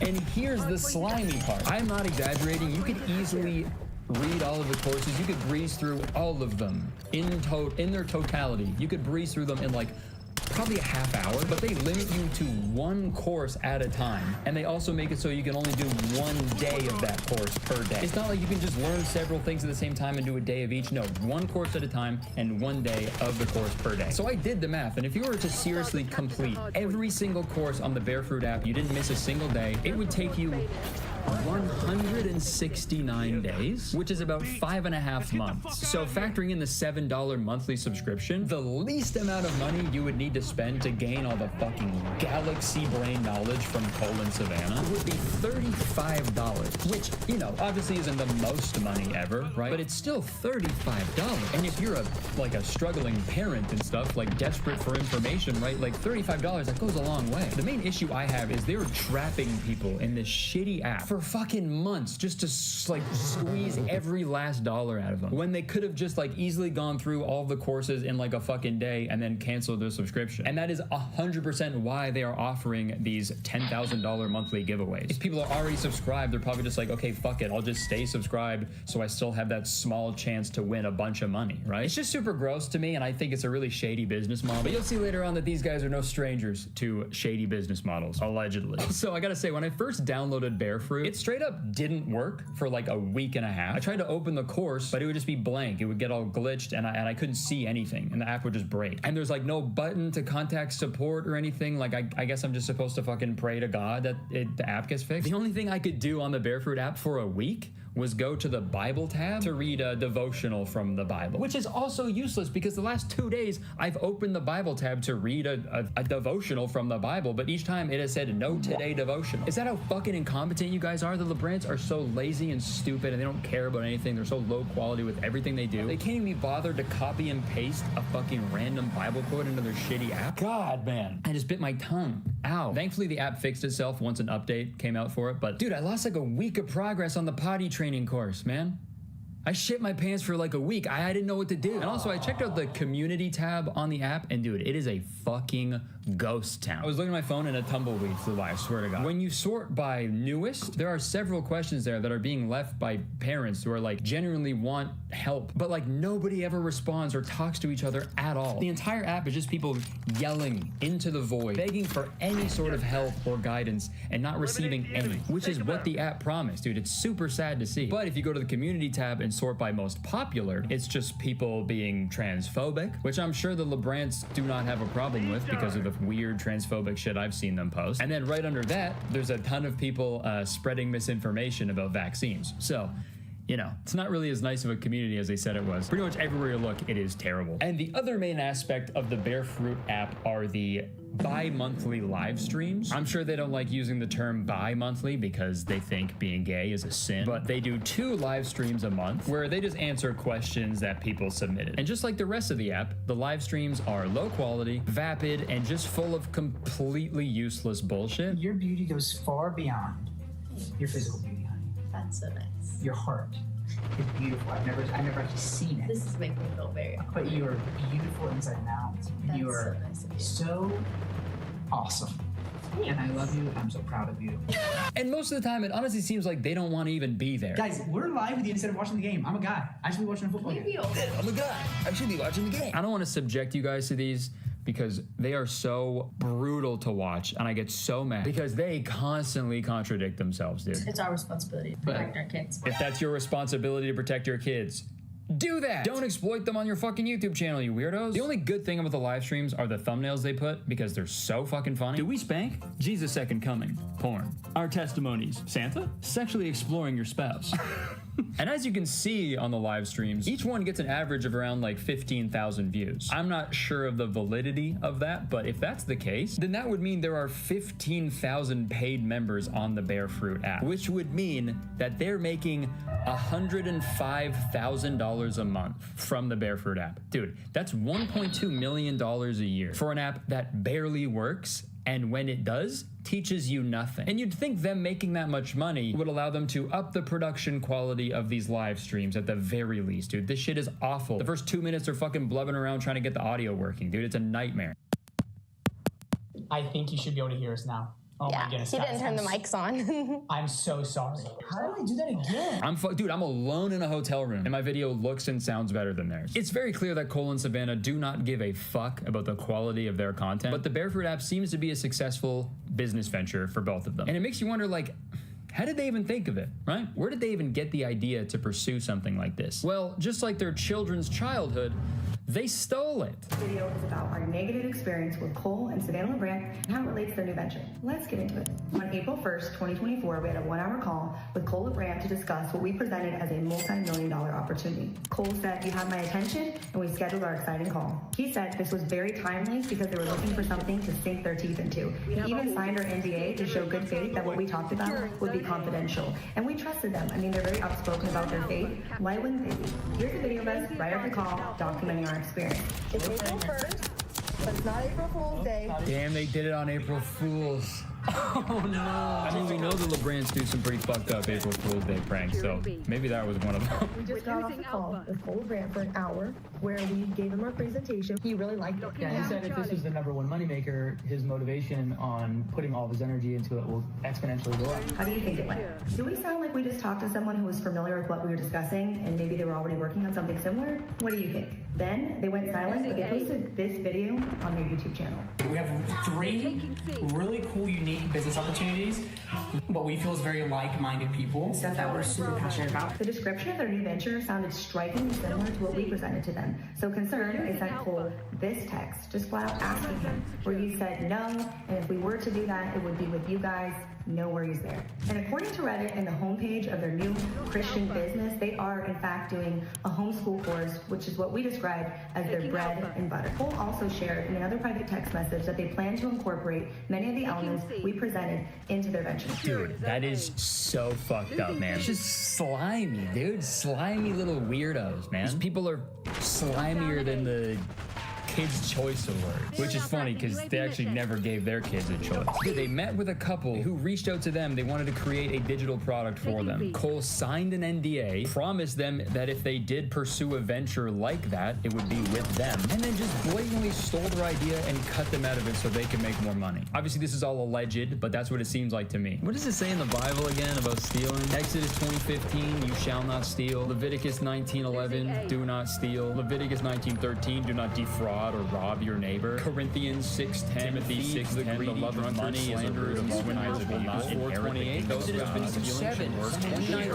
those who partner with that devil. And my personal favorite, Matthew 19:24, it is easier for a camel to pass through the eye of a needle than for a rich person to enter the kingdom of God. You guys better find some tiny camels or a huge needle, because it's not looking too good for you guys. I don't know if they necessarily like broke any laws here, but like even if the two people who gave that idea to the LeBrants, even if they like decided to go to court with this, they would be bogged down by so much like legal fees that, you know, the LeBrant family does not have to worry about because they're making insane amounts of money every month. So it probably wouldn't even be worth it for them to take it to court. It's just like, it's so scummy, man. And although Cole said they didn't make Bear Fruit to make money, It's not like to make money, but it's actually to make a difference. which is fucking crazy, because if it's not to make money, why are you charging people? But although Bear Fruit doesn't exist to make money, I guess it's a good thing for them that it does. I've been looking at their social blade, man, and the LeBrant family's popularity online has been slowly declining over the years for obvious reasons. You know, and they've got to find new creative ways to exploit their family because, you know, God forbid either of them have to get a real fucking job. And I wish I could end the video here. I wish that was the only recent scam the LeBrant fam was trying to shill to their audience. But oh man, how the stars have aligned. While I was researching this video about the Bear Fruit app, this YouTuber Hannah Alonzo uploaded a video talking about a Zoom call that Cole hosted with 800 of his followers who were interested in a new business opportunity that promised a recurring $50,000 a year. He was saying he wanted to like coach some people and help them achieve their goal. And in this Zoom call, Cole reveals that this business opportunity is with a company called Neolife. Here's the opportunity. There is this company called Neolife. Neolife is a nutrition supplement company. But what sets Neolife apart from other supplement companies is they actually allow you to make money by selling their products and by recruiting others underneath you to also sell their product. And then those people recruit other people, and then those people recruit other people, and then it just keeps going. Losing A. Oh man, it's a pyramid. Yeah, man. Neolife is an MLM. Cole is trying to recruit his loyal supporters into a multi-level marketing scheme. And because Neolife is literally a I found the official compensation plan on the Neolife website, and dude, look at this diagram on the second page. You can cut it in half all you want, man. I know a pyramid when I see one. And another one, and another one, and another one. And this is available on the Neolife website for everybody to see. I highly recommend you guys go watch the full Hannah Alonzo video as well, because she does a great job explaining why MLMs are so harmful and dangerous. But to sum it up, MLMs, they force you to recruit people underneath you, because that's the only real way to make like a bunch of money in an MLM. Neolife even recommends you to recruit the 10 closest people in your life, you know, because they'll believe you no matter what when you tell them that they're gonna make a lot of money. And then the last 10 I want to put on your list is the I love you list. Who are 10 people that no matter what you're doing in life, they're gonna love you because of who you are? This is the I love you list. They just love you no matter what. Let them know what you're doing. And I think that's just super gross to exploit your closest loved ones to make money, but you know, Cole and Savannah have been doing it for years. So Cole mentioned that this business opportunity can make people more than $50,000 a year. But this graph from Neolife says that only 6% of people who sell Neolife products are making over $500. And only 3% of that 6% of people making over $500, only 3% of those people are making over $50,000. Dude, 3% of 6%.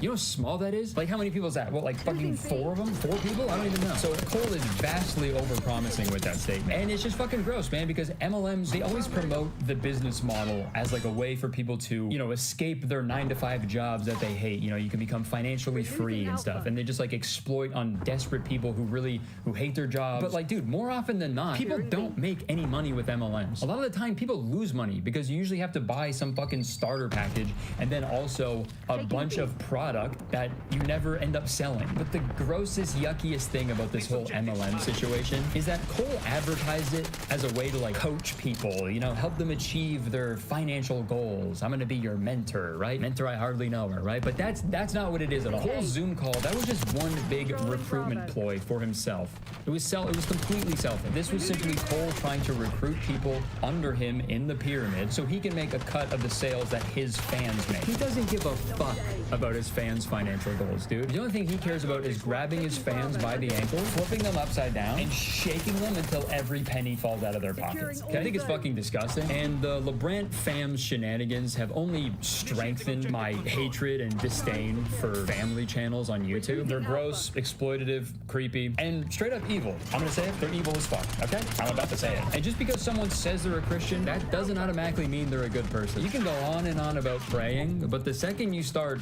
praying, you're a bad guy, okay? You're evil. You're going to hell. Cole, you're going to hell. You're going to hell. Neener, nana, nana, boo-boo, you're going to hell. I don't know, man. In conclusion, I remember back in 2014 and seeing dem white boys dominate the Popular Now page on Vine. And I remember being so annoyed and weirded out by it. I'd always make fun of them. I remember watching those videos and in my head, I was always like, God, these are the worst videos I've ever seen. There's no way that any of these guys could make worse content than this. But now, 11 years later, I would much prefer if Cole stopped whatever the fuck he was doing now and just went back to those twerking videos, man. Make Cole twerk again, okay? I'm 100% serious.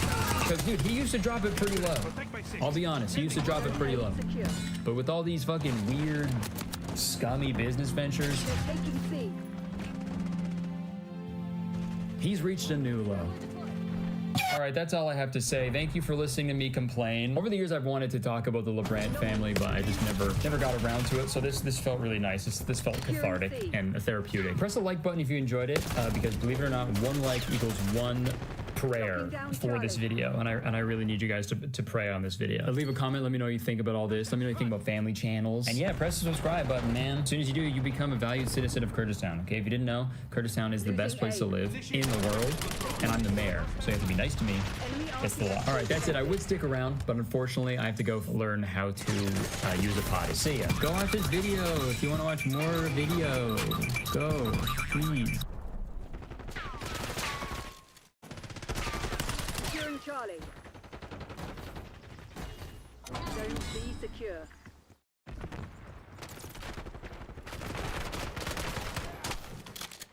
I've got this one. Something identified.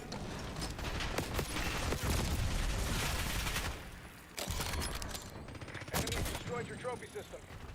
Hostile counter UAV established above. Stay sharp. We're losing Charlie. Taking Bravo underway. From destroying an embarrassing alpha male podcast host who got upset after being rated a 2. So do me a favor, get the stuff and get out. Yeah, get out. Spoken like a man whose feelings weren't hurt at all and wasn't offended by the 2 rating. To destroying another for claiming he slept with 3 women in one night. There is no reality in the entirety of the fucking multiverse where this man has slept with 1 woman, let alone over 1,000 of them. A video from Charlie has the power to completely destroy the reputation admiration of anyone he sets his sights on. And more often than not, the pride of these so-called alpha males leads them to embarrassingly respond to Charlie, and it never ends well for them.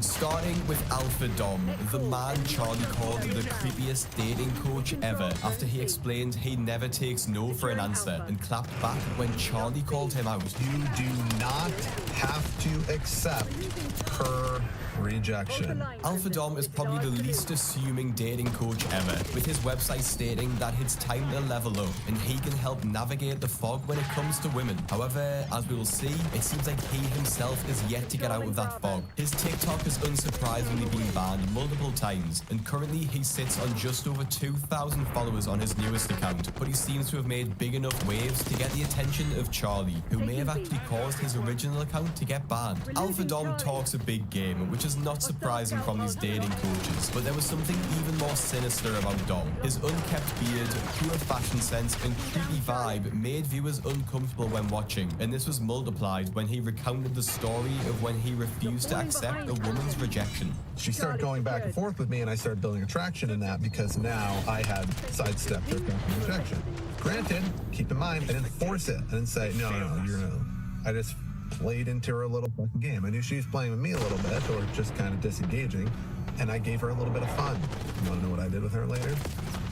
The creepy smile when he says, "Wanna know what I did with her later," made me think he'd buried her body. This was the top comment on Charlie's video, which was titled "Creepiest Dating Coach Ever," uploaded on the 15th of April 2024. And if you think this comment was bad, it was about to get a lot worse for this alpha dating coach. You couldn't script a worse start to this lesson. You don't have to accept her rejection. Brother, that's like the #1 thing you should accept, not just with women, but with people in general. Nobody likes the pushy douchebag that refuses to take no for an answer. The guy's out here cosplaying as a car salesman, treating romance like it's a Yu-Gi-Oh duel.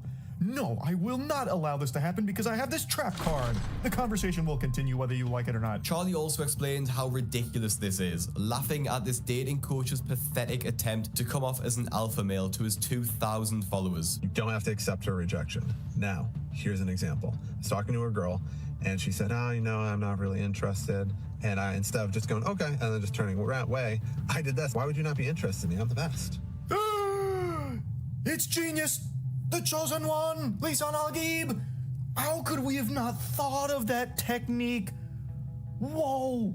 Instead of just accepting when a girl isn't into you, you say, wait, but you should be. No, you. He's done it. He's cracked the code. His midichlorian count is beyond our comprehension. Behold, the patron saint of pussy has come. Now, this is already extremely creepy behavior, but I think you can tell just by looking at Alpha Dom, he will find a way to make the situation even worse, and he achieves this perfectly with the final part of his TikTok, and it's a difficult watch. Absolutely the best. And she's like, oh, how? I'm like, well, you'd have to come over to my house to find out. And you'd also have to be okay with kink, and you'd also have to be okay with my mastery with ropes and the fact I have multiple women. And actually, maybe not. Maybe you wouldn't be the best for me. Going up to a stranger who has just rejected you and then saying you're the best, and the only way she'll find out how is if she comes over and has to be into kink and all of that. What fantasy are you living in? You're so fucking porn-brained if you think that would ever work on just a total stranger.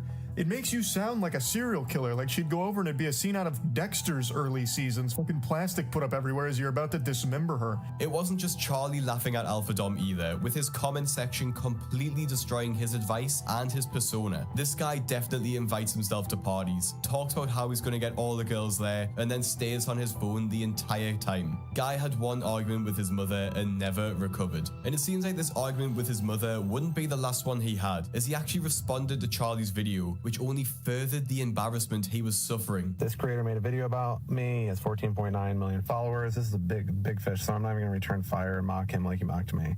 There's plenty of material, but we're going to skip that. He started out his TikTok by essentially admitting he would be scared of the backlash he would receive by laughing at Charlie, and completely skipped over that part and shared his very bizarre plan on how he was going to deal with Charlie to his followers. Here's the interesting thing. This is what we're going to do with this guy.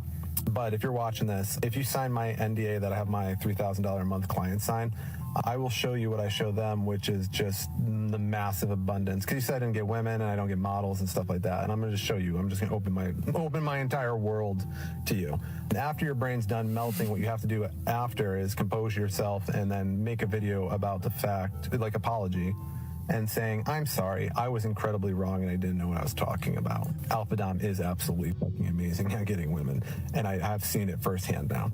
But yeah, that's the deal. Can you do that? After Dom gave this challenge, Charlie was very quick to point out the stupidity in what Dom was saying and just completed the embarrassment for this fake alpha male. Do you not know how an NDA works, Dom? I mean, of course not. With your team of lawyers, you can't be bothered understanding the law.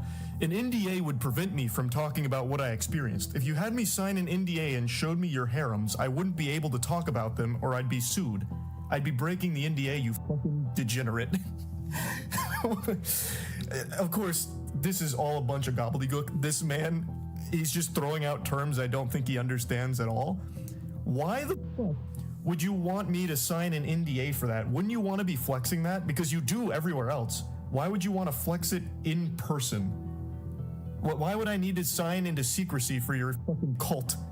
That wouldn't make any sense. You would want me talking about it. Since Charlie dropped this video in 2024, Alpha Dom is still operating, but his videos barely get any views. And judging by his Samsung work t-shirt, I doubt the courses are paying the bills at the moment. This situation is very similar to that of the fake finance alpha male who tried to flex his non-existent millions. And when Charlie embarrassed him to his millions of viewers, he challenged him to a fight. Jason Wojo was the typical finance bro with wild claims such as life begins at $30,000 a month and that you don't need to work out if you're rich. I don't need to go to the gym, okay? Because you pull up to the gym making less than 10K a month, pulling up in your bullshit Corolla, and I pull up in my McLaren. It's not even a contest, dude. No one gives a fuck about your muscles. Obviously, because all of my subscribers are ripped and in shape, I don't need to explain the stupidity behind this statement that he was making, but it only got worse from here. He claims to own a Bentley and a McLaren, That was legit earned really over funny. $150 million in paid ad revenue, and has over 1.3 million followers on his Instagram account. However, a quick look into the comment sections of his post exposes that every single one of these followers are bots, all commenting the same thing, and as exposed by Sunny V2, Instagram bot checkers revealed that 75% of his followers are in fact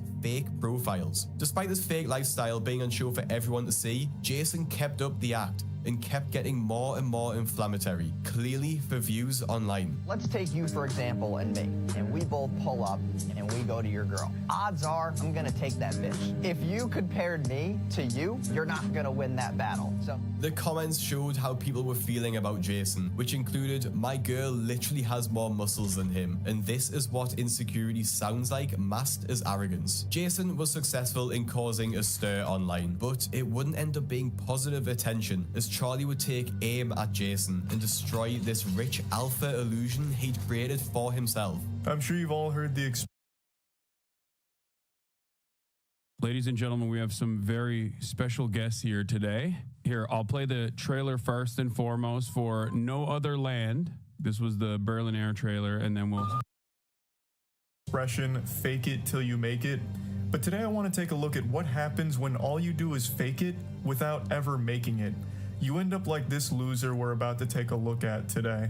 A guy who has become a complete parody of self-confidence, but without any level of self-awareness. Charlie uploaded this video on the 3rd of March 2023, titled This Guy is Pathetic, and it's really hard to argue against it. Like we saw before, Jason takes great pride in his McLaren and Bentley, and features them a lot in his TikTok and Instagram posts. However, that's the only real show of wealth he ever features on his profile, which made Charlie question the legitimacy of his ownership. Now, why I don't believe him about the success of his business is because the only thing he shows that's worth money is his car, the McLaren. He's made like 1,000 shorts about how much money he spends filling up a McLaren's tank, or how often he drives his McLaren, and that is the only thing worth a lot of money that he's ever shown, at least that I've seen.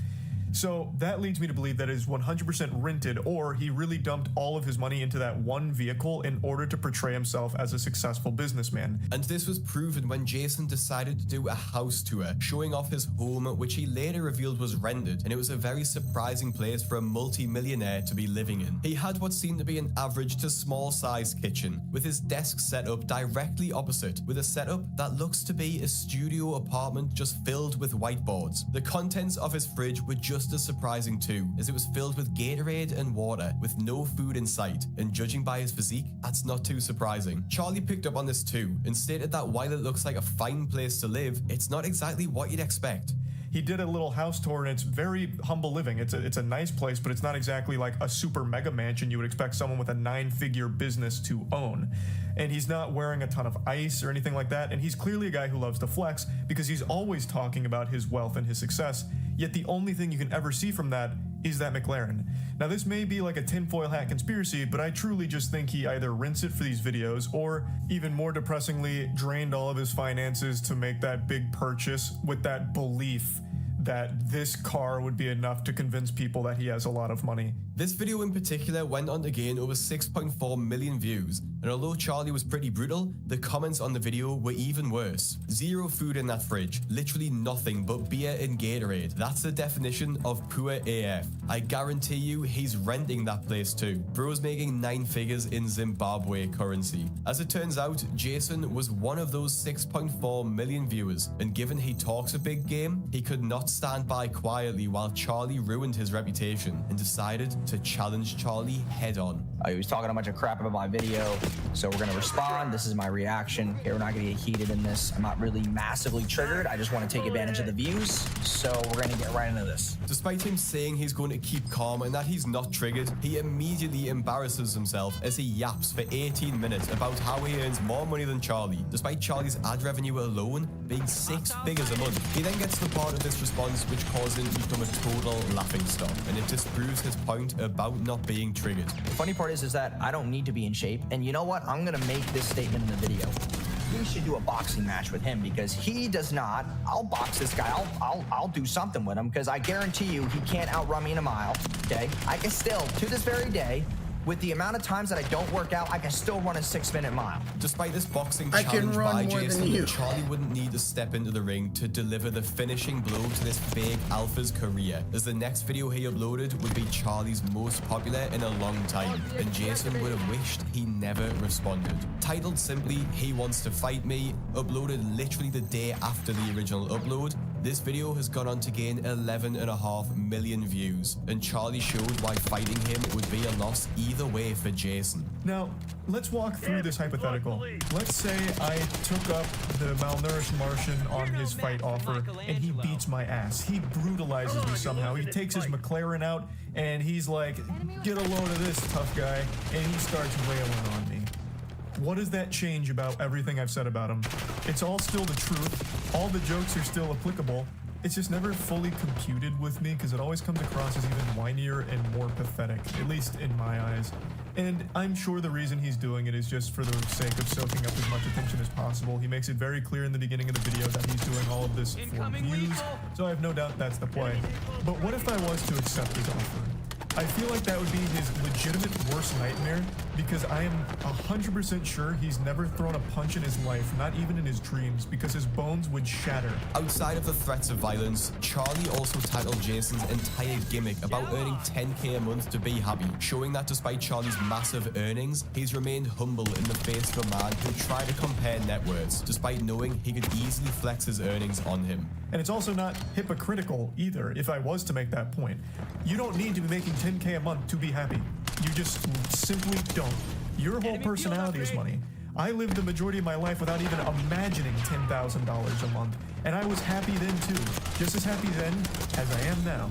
It's not a necessary, absolute must-have thing, and you're not a failure if you don't get $10,000 a month. Contrary to the delusion that you're encumbered by, you don't need 30k a month to start living. You don't. Like, I can't believe anyone actually thinks that way. What an outrageous claim to make. Charlie continues on his tirade and dismantling of Jason's entire persona he crafted, claiming he is fueling the unrealistic lifestyle standards which are set on social media, with Jason himself being part of the people who have yet to reach those heights. Charlie's videos combined have earned over 17 million views, and it seems like this directly caused his social media engagement to be killed, as despite having almost 100,000 followers on TikTok, his videos barely get any views. His growth has ground to a halt, and he is still yet to put on any weight. Jason seems to have got his feelings hurt so much by the internet, he stopped posting rage bait online, which is a similar situation to the next alpha male, who after getting a poor rating from a girl on his show, threw a tantrum live on air. The Unfiltered podcast hosted by Eric and Basil describes itself as a no-fluff, no-filter take on daily subjects, giving realistic perspectives on dating, self-growth and improvement. However, their own behavior contradicts this statement. Their podcast isn't exactly groundbreaking. It's the typical alpha male podcast where topics range from authority in relationships, society being weak, and getting women to rate the hosts, which is exactly where the issues began. So, I want you to rate me, my co-host, and then our fucking producer. Go, from 1 to 10, just off beauty, go. As the panel went round and rated the hosts, they were all very generous, giving 7s, 8s, and other high numbers, but the podcast host was being an absolute man-child throughout the entire process. I would rate you.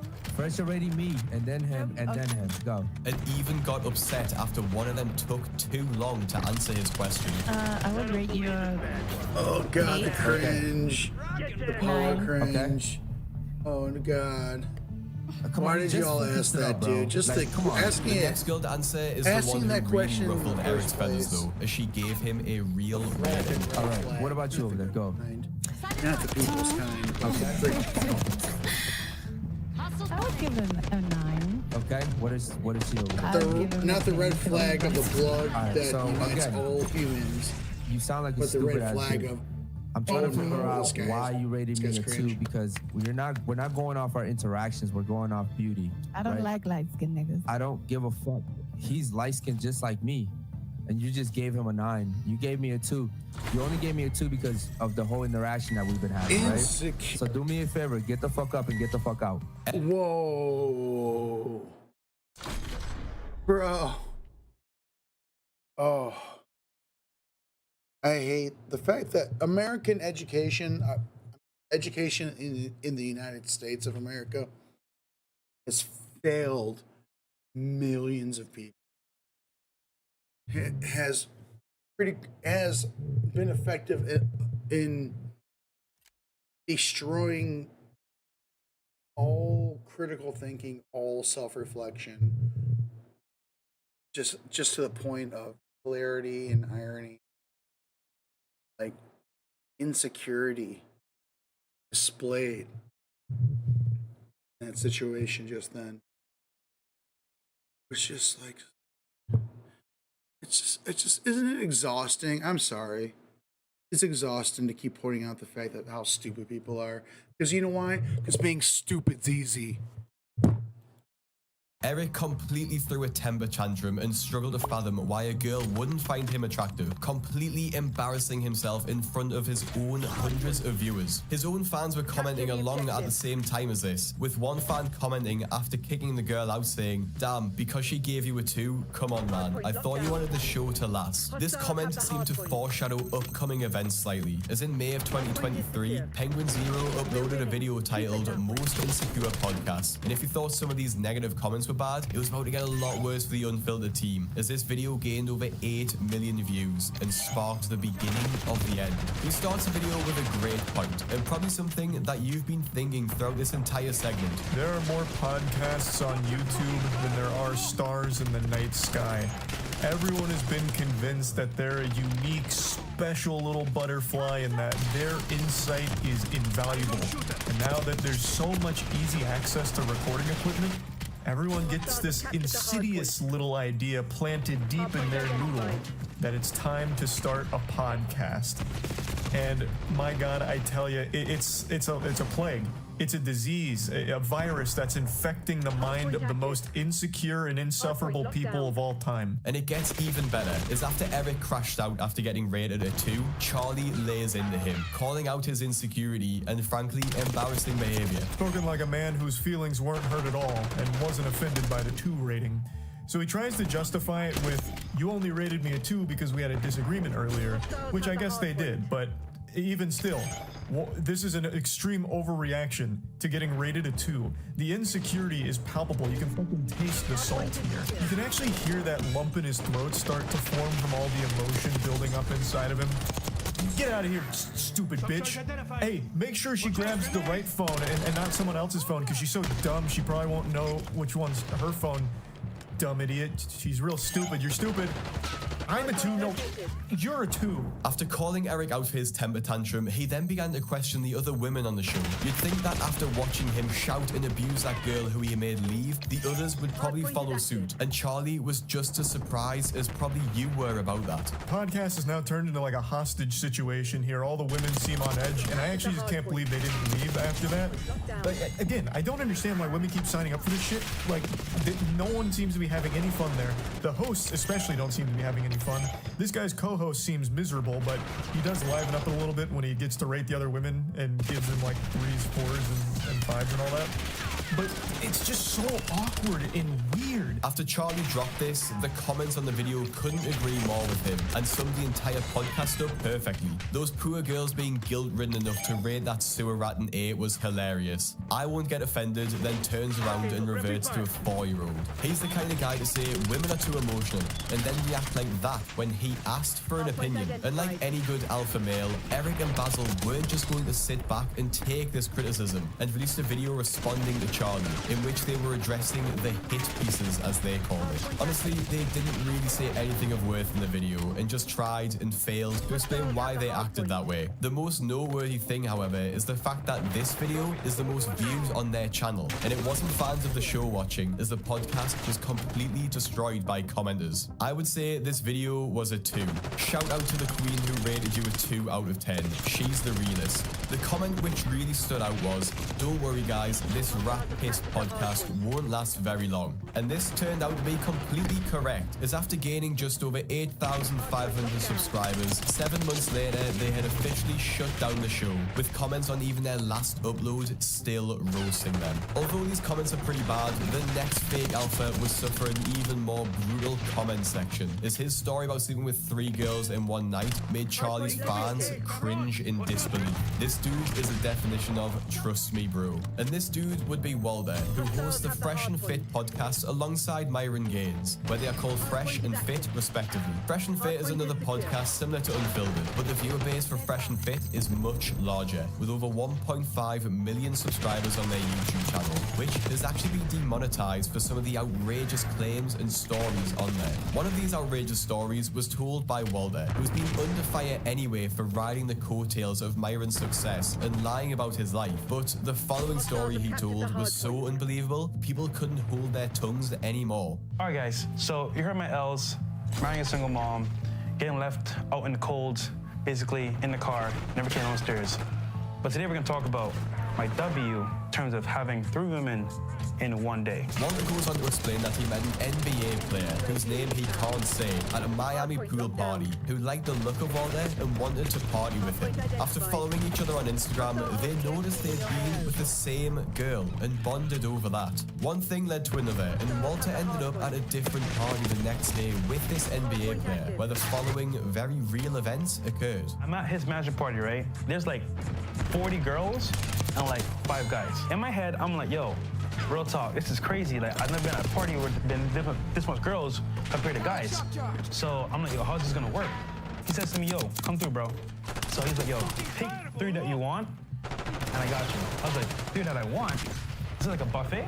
I can tell the story's made up, you can tell the story's made up, and someone else who could tell it was made up was Charlie, who named him the most embarrassing alpha male ever on a video uploaded on the 13th of May 2022, and he did not hold back his thoughts on this pure fictional story. You have the gall, the chutzpah, to sit here and insult not only the intelligence of your viewers, but insult God himself with the claim that you and the NBA player were having sex with the same woman. Do you honestly expect anyone in the world to believe that? Outside of his claim that he even slept with one woman, the thing that really caught Charlie's attention was the part of the story where he described the mansion party as a buffet, and Charlie said what we were all thinking. Bro, this does not sound like an NBA player. This sounds like human trafficking.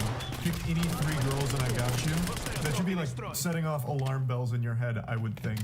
What might have happened is some guy came up to him and lied like, yeah, I'm in the NBA, I'm also ex-Special Forces, over 500 confirmed kills, and I fuck on the daily. In fact, hourly. In fact, I'm gonna be ready for a threesome right now. The most embarrassing part of the video was yet to come, however. If you hadn't already noticed, the title of the original video was simply Pull Girls Easy, and this was because they were trying to sell a course on how to date women. But outside of Walter's very real story about getting a buffet of women to choose from, there wasn't really much to learn from the video. Learning from Deals on Demand that you guys are gonna learn if you bought a course. We're gonna re-release it soon, coming up maybe like next month. That whole setup there can be done for yourself through Instagram or a dating app. How is me buying your course going to help me fuck 3 times in one day? Is the course just that NBA player's phone number for his mansion of sex? Like, there's just nothing you can really teach from this story you've told here. Nothing translates. There's no lesson. You picked 3 girls that a guy then instructed to have sex with you. And it never happened in the first place, and I hate that I keep suspending disbelief for even a fraction of a second to entertain the idea that this happened in reality, when we all know it didn't. But even still, what is the takeaway? There is nothing that happened in this whole video that could help some lonely guy at all. The real destruction was in the comments section too, with people laughing at just how immature and how much of a man-child he sounds. Fresh sounds like a middle schooler claiming he touched a boob. Guy went into a brothel and paid for 3 girls and got so embarrassed he invented this crazy story in his head, told it so many times he actually believes it. And the next alpha male is guilty of telling so many lies that he also believed it, and that is Wes Watson, the alpha male king who has been caught lying about his past prison life but made a name for himself by completely embarrassing himself on a podcast. If you're a subscriber of the channel, you will probably know who Wes Watson is, and if you haven't subscribed but have made it this far into this quality video, make sure you do right now. If you don't know who Wes Watson is though, he's someone who was extremely popular on YouTube in the prison story world. His time in the California prison system told him a lot about life, and when he was finally set free, he wanted to share his knowledge with YouTube and racked up an impressive following by doing so. His message was that men should be real men and that you should put out more good into the world than evil. He claims to have spent almost a decade in prison and has been involved in multiple prison riots. However, there have been countless YouTube videos exposing him for his lies and for lying about his wealth from selling drugs. However, his real embarrassment came on stage, which coincidentally was during a Fresh and Fit live recording, which makes the situation even more cringe. After Andrew Wilson called Wes out and asked why he values money so highly, Wes then pressured Andrew, calling him broke, ugly, and fat, all while completely dodging Andrew's original question and struggling to string a coherent sentence together that wasn't filled with insults. It does not hugely improve a person's life. Are you proud of who the fuck you are? Why look at, are you proud? If you look in the mirror, would you guys say this motherfucker's proud of who the fuck he is? That's a bag of trash, dude. Pull your fucking shirt because off. I've been. Tell me you're fucking proud of yourself. Because I've been to fucking prison. Jesus Christ! Because look I've been at to you, prison. Bro. You got 10-inch arms and tits. Men don't have tits. No, they go to prison where they get fucking. Fuck yeah, where they get raped up the ass. You've never been to prison. Look, that's what happens. You don't know. They go to prison where they get raped. Now you get your ass beat in front of everybody. You think that's better? You think that that's better? The top comment on the stream, unsurprisingly, is Wes made himself look really weak here, and that's the exact point that Charlie made in his video about the situation, titled Most Insecure Alpha Male Ever. And after watching a couple of minutes of Wes, Charlie was shocked at just how poorly he acted on stage. At the time of Charlie recording this video, Wes was actually getting so much backlash that he had to private his Instagram account, and Charlie thinks he found the reason why. This is not what men look like. Let's let him what do they look like? Point. Fucking shit. What do they look like? Bald prisoners? Is that what they look like? This is the problem in society. People like this think they can talk to someone like me like that. You started it, goofball. Gadoosh. Oh my God, he's getting. This is why he privated his Instagram account now. I see. Oh my.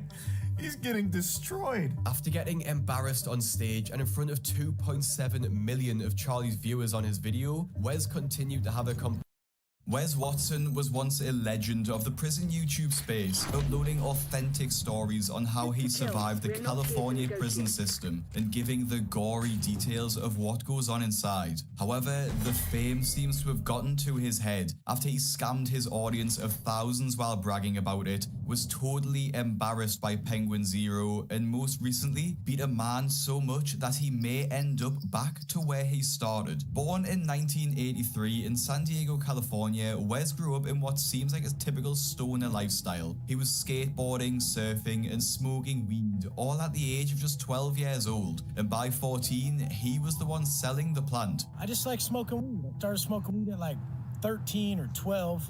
By the time I was 14 or 15, I was like, fuck this, I need to get this shit for free. So obviously the natural progression was to start slanging. According to Wes himself, he quickly moved up the ladder, making more and more money, and quickly progressed into a middleman role, which apparently netted him tens of thousands of dollars every single week. I'm making about 20 grand, 40 grand a week, blowing it like an idiot, like a fucking kid who just got some money, very low financial maturity.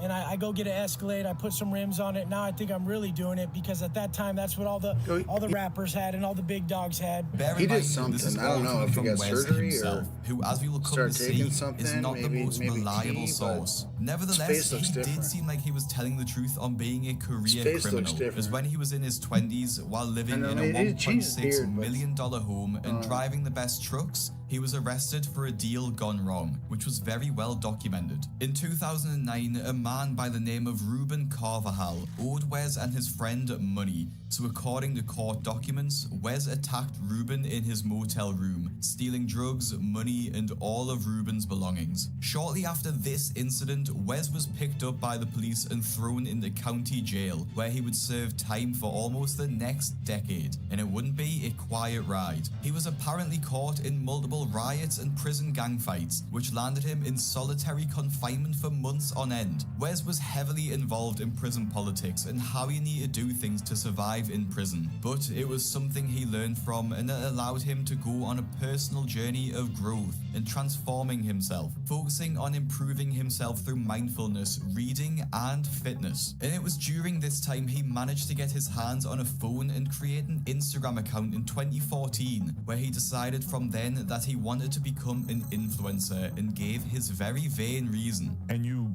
kind of knew that you wanted to be a content creator, or what? I just saw money on Instagram. I saw money on there. I saw the hashtags. I saw the way the photos were. I saw the positivity.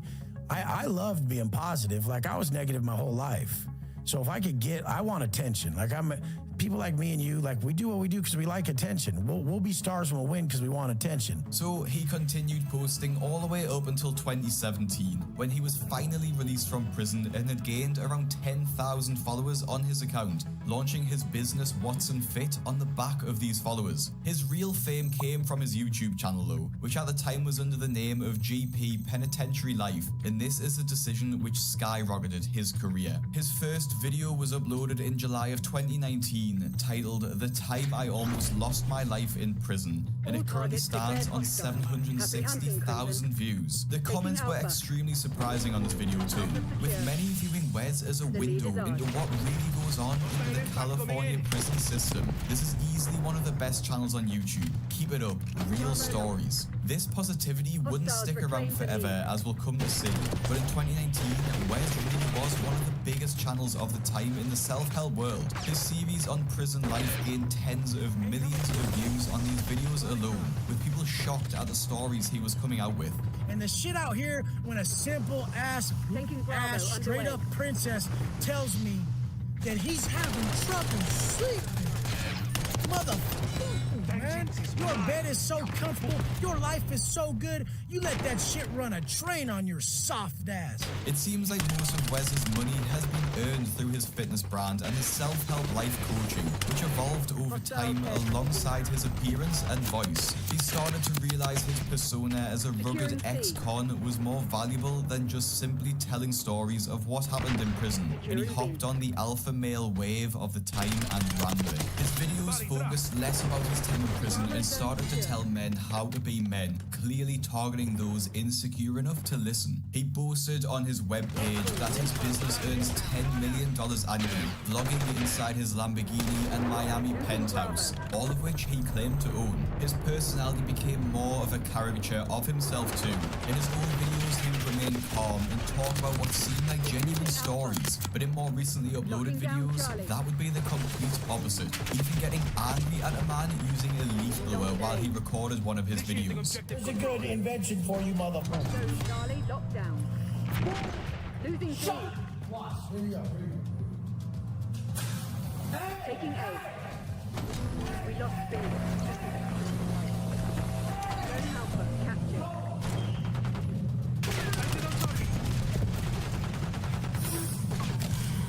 Well, there the fuck you go. 2 minutes of the video wasted.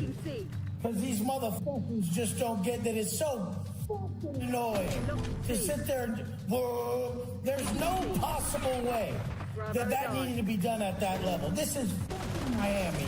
And the shit's everywhere. Many have attributed his changed voice, aged face, and clear short temper with severe steroid abuse. His short temper was only going to become more apparent as the months rolled on. In 2023, a huge drama unfolded in the Wes Watson subreddit, and it seems like the first time Wes was exposed as a scammer by his own core fan base. A user by the name of the Dutch Demon exposed how he sought help from Wes, showing messages in which he wants to buy the $3,000 a month life coaching package Wes was selling, showing messages he sent Wes claiming he was basically broke. Wes sensed the desperation in the man's messages and offered him the package for half price, so $1,500 for the month, which is still a total rip-off and a lot of money. The Dutch Demon was filled with hope and told Wes that this was the biggest risk he'd ever taken in his life, with Wes selling him the dream of making thousands in a day. Despite being a massive fan of his, Wes clearly didn't care about him at all. Months went by and Wes was dodging every message sent his way,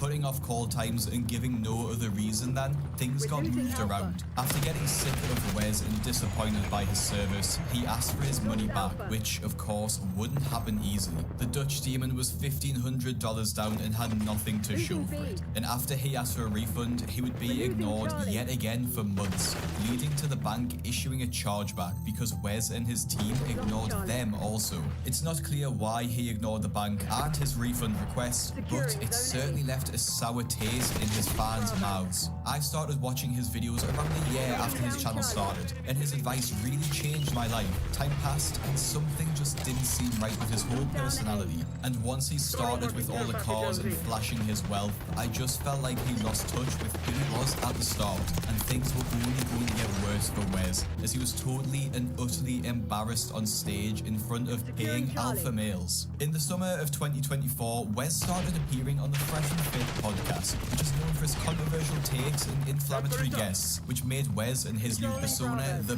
perfect guest. After Andrew Wilson called Wes out and asked why he values money so highly, Wes then pressured Andrew, calling him broke, ugly, and fat, all while completely dodging Andrew's original question and struggling to string a coherent sentence together that wasn't filled with insults.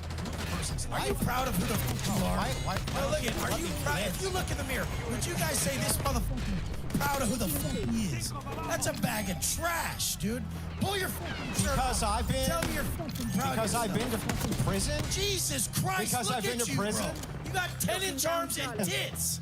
Men don't have tits. Andrew did fight back where he accused Wes of being in prison, which will be important later, but this only escalated tensions between the pair on stage. No, they go to prison where they get ass. You've never been to prison. Look That's what happens. You don't know. They go to prison where they get.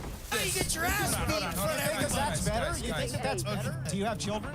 I do have children. How many? I have 2. Are you saying that your Bugatti and your money and everything else is worth more than your children? My dad's a superhero. Look what he brought to the table. Look how hard this guy works. He came from nothing to this. Yeah. He works God damn! You're still whining. Stop whining. That is a product. I'll smack your face. You're gonna attack. Wes getting pegged and threatening to attack someone is something that'll become very real later on in the story, but for now his fans were starting to get extremely tired of his behavior and started to question how much money he was actually making. Multiple Reddit threads started to crop up which exposed Wes's rented lifestyle, namely his $30 million mansion in San Diego. After he did a house tour, someone on Reddit shared the Zillow listing for his property, which showed that he was paying $80,000 a month in rent for it. And things get worse for him too, as it was about to be exposed that his renting habits stretched further than just homes, as another Redditor exposed him for renting his girlfriend, calling him the definition of a cook. And his problems with women wouldn't end here, as this escort would end up leaving Wes, with some shocking allegations coming out about the reasons why, and it may have something to do with his experiences in prison. YouTuber and professional Wes Watson hater John Bravo put out a video titled "Wes Watson and Big Boy Suffer Nuclear Meltdown" and revealed something many people have suspected all along. You remember her with the big fucking lips? Well, she got tired of all the bullshit too. She got tired of him. She got tired of having to him. John Bravo revealed that Wes Watson, the alpha male super king, gets by his girlfriend, all revealed by his ex-wife, who also used to do that to Wes. At this point, Wes was being constantly roasted online for being for his rented house and girlfriend, and also his cute purse, which he carries around with him. And so this purse-carrying, peg-taking, people-pleasing ass, well, he's the kind of guy that likes to exit, to pull out and finish all over himself, aka on his stomach. And it doesn't just end here, as Wes has even breached the fitness bubble and reached the king of call-outs, Penguin Zero, who made a video on Wes and how he was getting gadooshed or roasted constantly online, and pointed out just how hilarious his situation is. Do you even realize how lucky you are to be able to just sit here in peace while there's others out there struggling by getting gadooshed every day? You ever stop to think about those people? And by people, I mean that one guy, Wes Watson. Imagine this stud, this ringleader of Reddit reviewers who gadoosh me. Oh, fuck. Oh my God, no bro, I was too busy making millions of dollars and not knowing who you are at all while you were gadooshing yourself about me. I just love it. I absolutely love it. It kind of reminds me of like that old cartoon gag that they do all the time, where a character will step on a rake and it hits him in the face, they turn around, step on another rake and hits him in the face, and it just goes back and forth a couple times. That's Wes Watson with gadooshing. He is just constantly getting big time gadooshed. And he pretends to play it off like he doesn't care, but he's the guy who cares the most in the world about everything. He argues with everyone, even through text messages, even through Instagram DMs, on Reddit. He is constantly arguing with anybody that doesn't like him. And one thing he's always really proud of when he mentions jail is like how flexible his anus is. So he's constantly talking about like pooping his paperwork and sticking things in his butt and like showing his butt to other people in jail. Like he even said that people wouldn't even recognize him by his face sometimes. They recognized him by his brown balloon knot, by his fucking asshole. You know they love to see them butt. They want you to wink at them the whole night, so I gotta show them. They want to see. They only know you by your butt.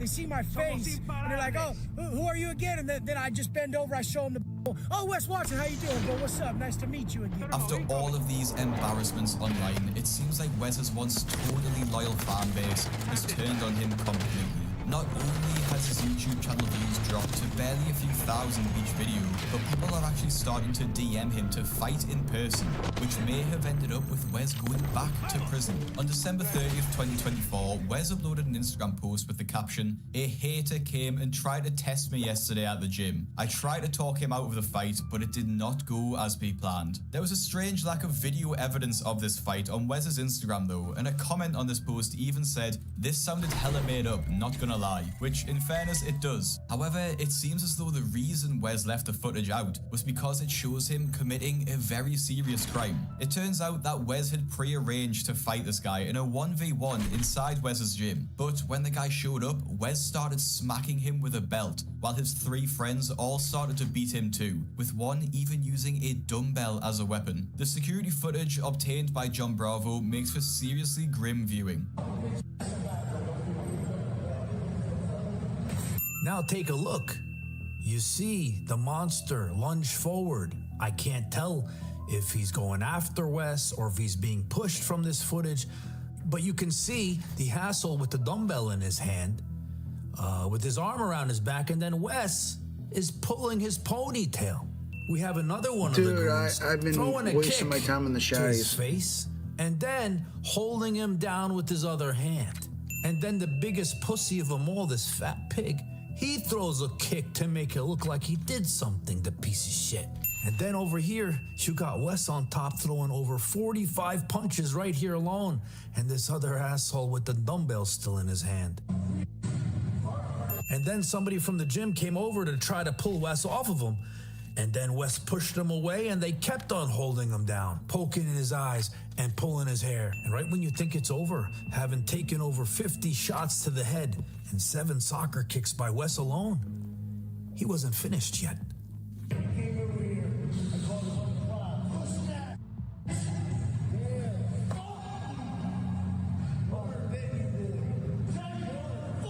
At the end here, you can see this little fat pig with a smile on his face. And then, look over here. You see that little thing on the floor? That's a piece of his ponytail. It's a total coward move to agree to a 1v1 online, but then get your friends to beat him and even pull his ponytail out in person. Thankfully, in what could be the end of Wes Watson's career, charges have been pressed and a police report has been filed, as revealed once again by John Brown. Honestly, I might have to make my hair look like John Brown. But if you're anything like me, you'll be hoping that he gets what he deserves and ends back where he belongs. And if you want to see the downfall of another scammer who has recently been hanging around with Wes, no. Good.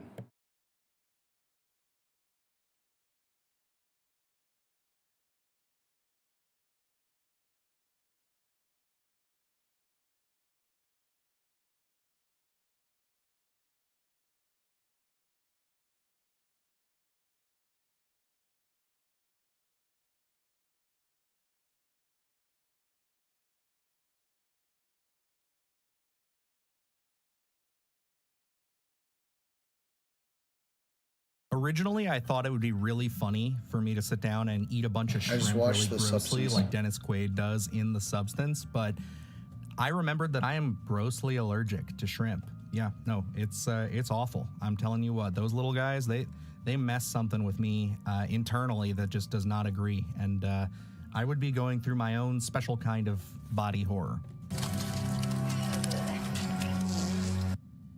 And I don't think anybody in this house wants that, so that's all I got.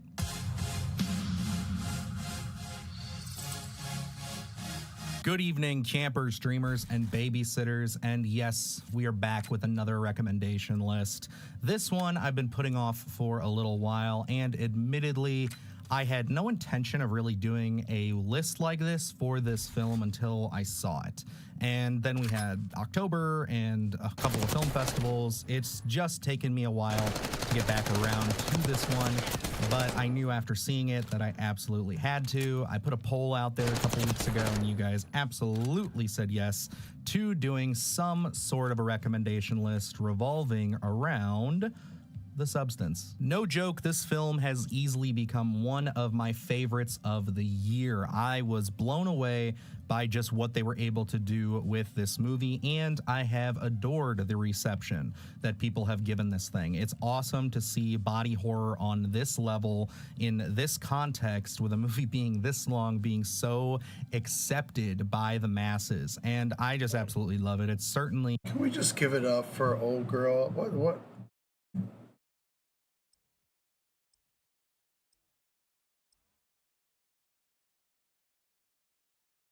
I want to give it up for Margaret Wally.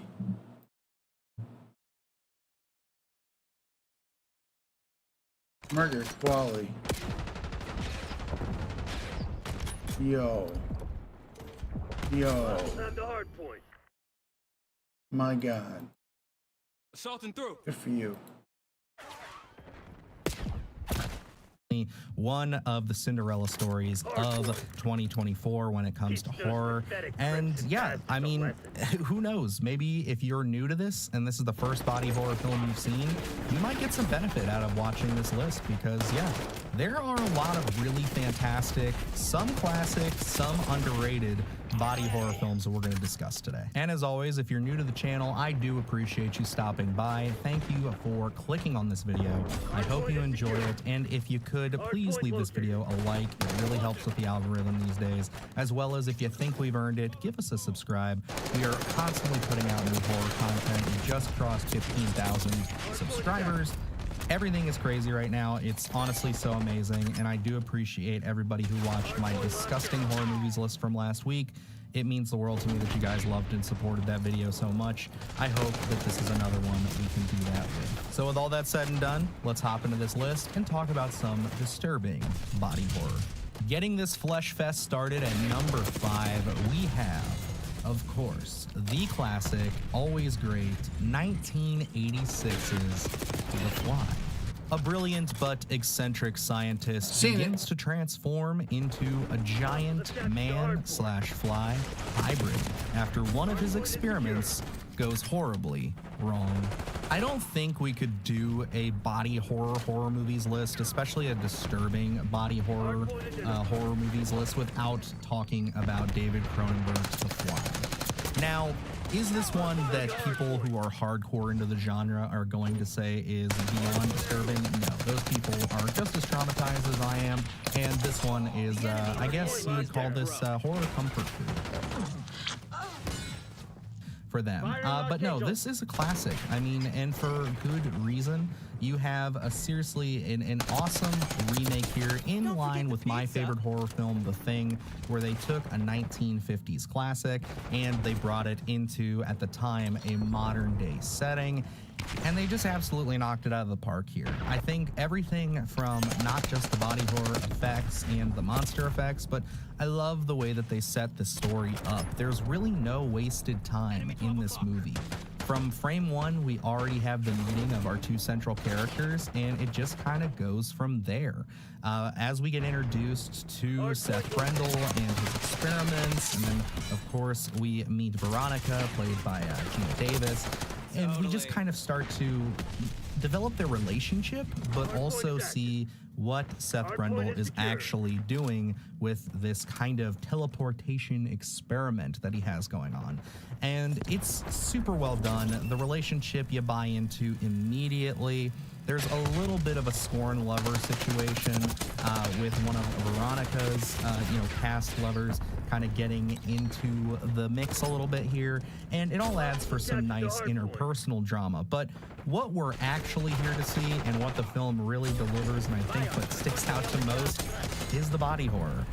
Yeah, David Cronenberg, he showed us how to do it in 1986 with this one. I mean, we legitimately see Jeff Goldblum disintegrating in front of us. He's ripping off fingernails.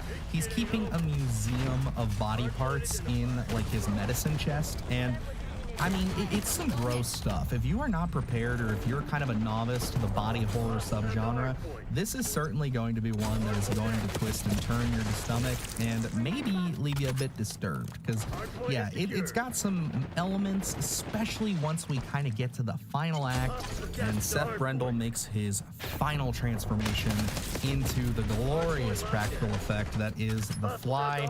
It's gruesome, it's rough, it's really, really gory and slimy, and I absolutely adore it. I mean, it's a fucking amazing film. It's something that I always love to recommend to people if they've never seen it, and it's at least something I gotta throw on every couple of years and sit down, because it's a really well-told story. It's got a lot of really interesting takes, and it's honestly kind of timeless. I feel like what that does more so than the 50s film does here is make this film utterly timeless. You can sit down and watch this, and I guarantee you, you're not going to sit there and be inundated, other than maybe some of the technology you see with oh, this is aged, this is poor. No, the effects are top notch. The story is very timely. It also has a little bit of some political angle to it. I'll kind of leave you there to discover it, but it's really good. It's really well done. I mean, it absolutely put David Cronenberg much higher on the map as far as like studios and other things are concerned. He was making movies before this, but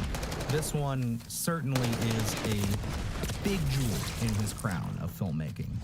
And yeah, just as a little side note, The Fly 2, also really great. Check out that. It's super awesome. I talk about it in another list for my misunderstood horror movies.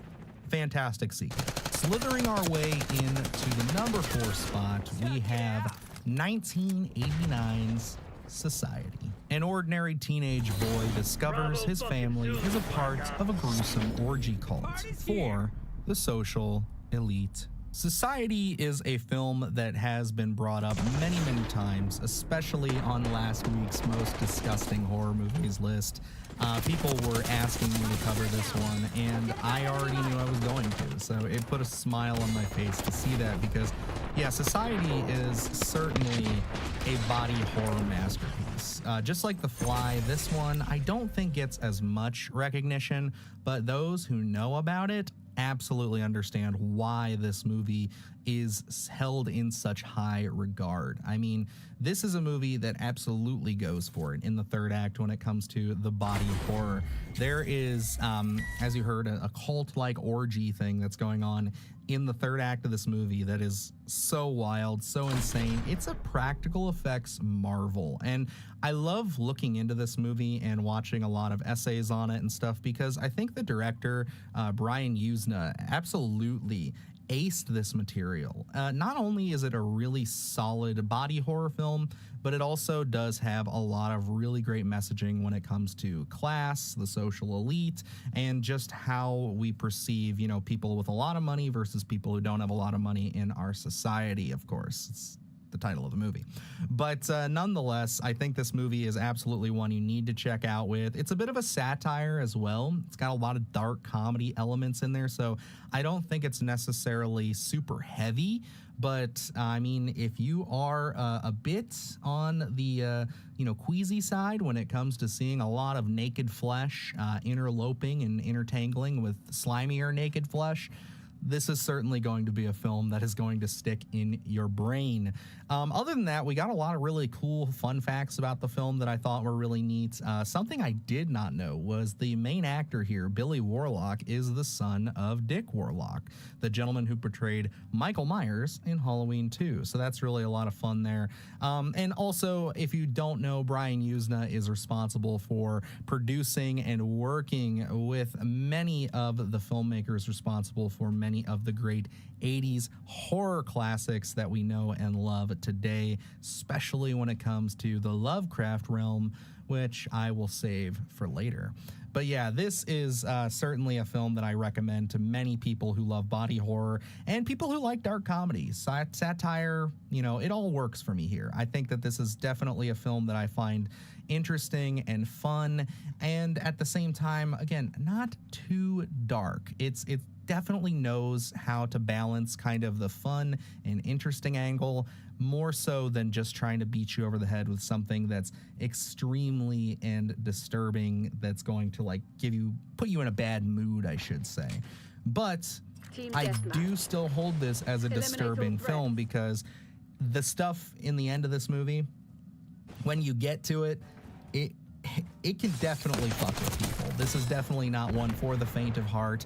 I kind of have to be of two minds when I recommend this one. So if you are new to this, maybe work your way up to it, but it's definitely something you're going to need to check out. Gushing our way into the number 3 spot with 2021's Titan. Following a series of unexplained crimes, a father is reunited with the son who has been missing for over 10 years. Certainly the most modern film on this list that I'm going to talk about is Titan.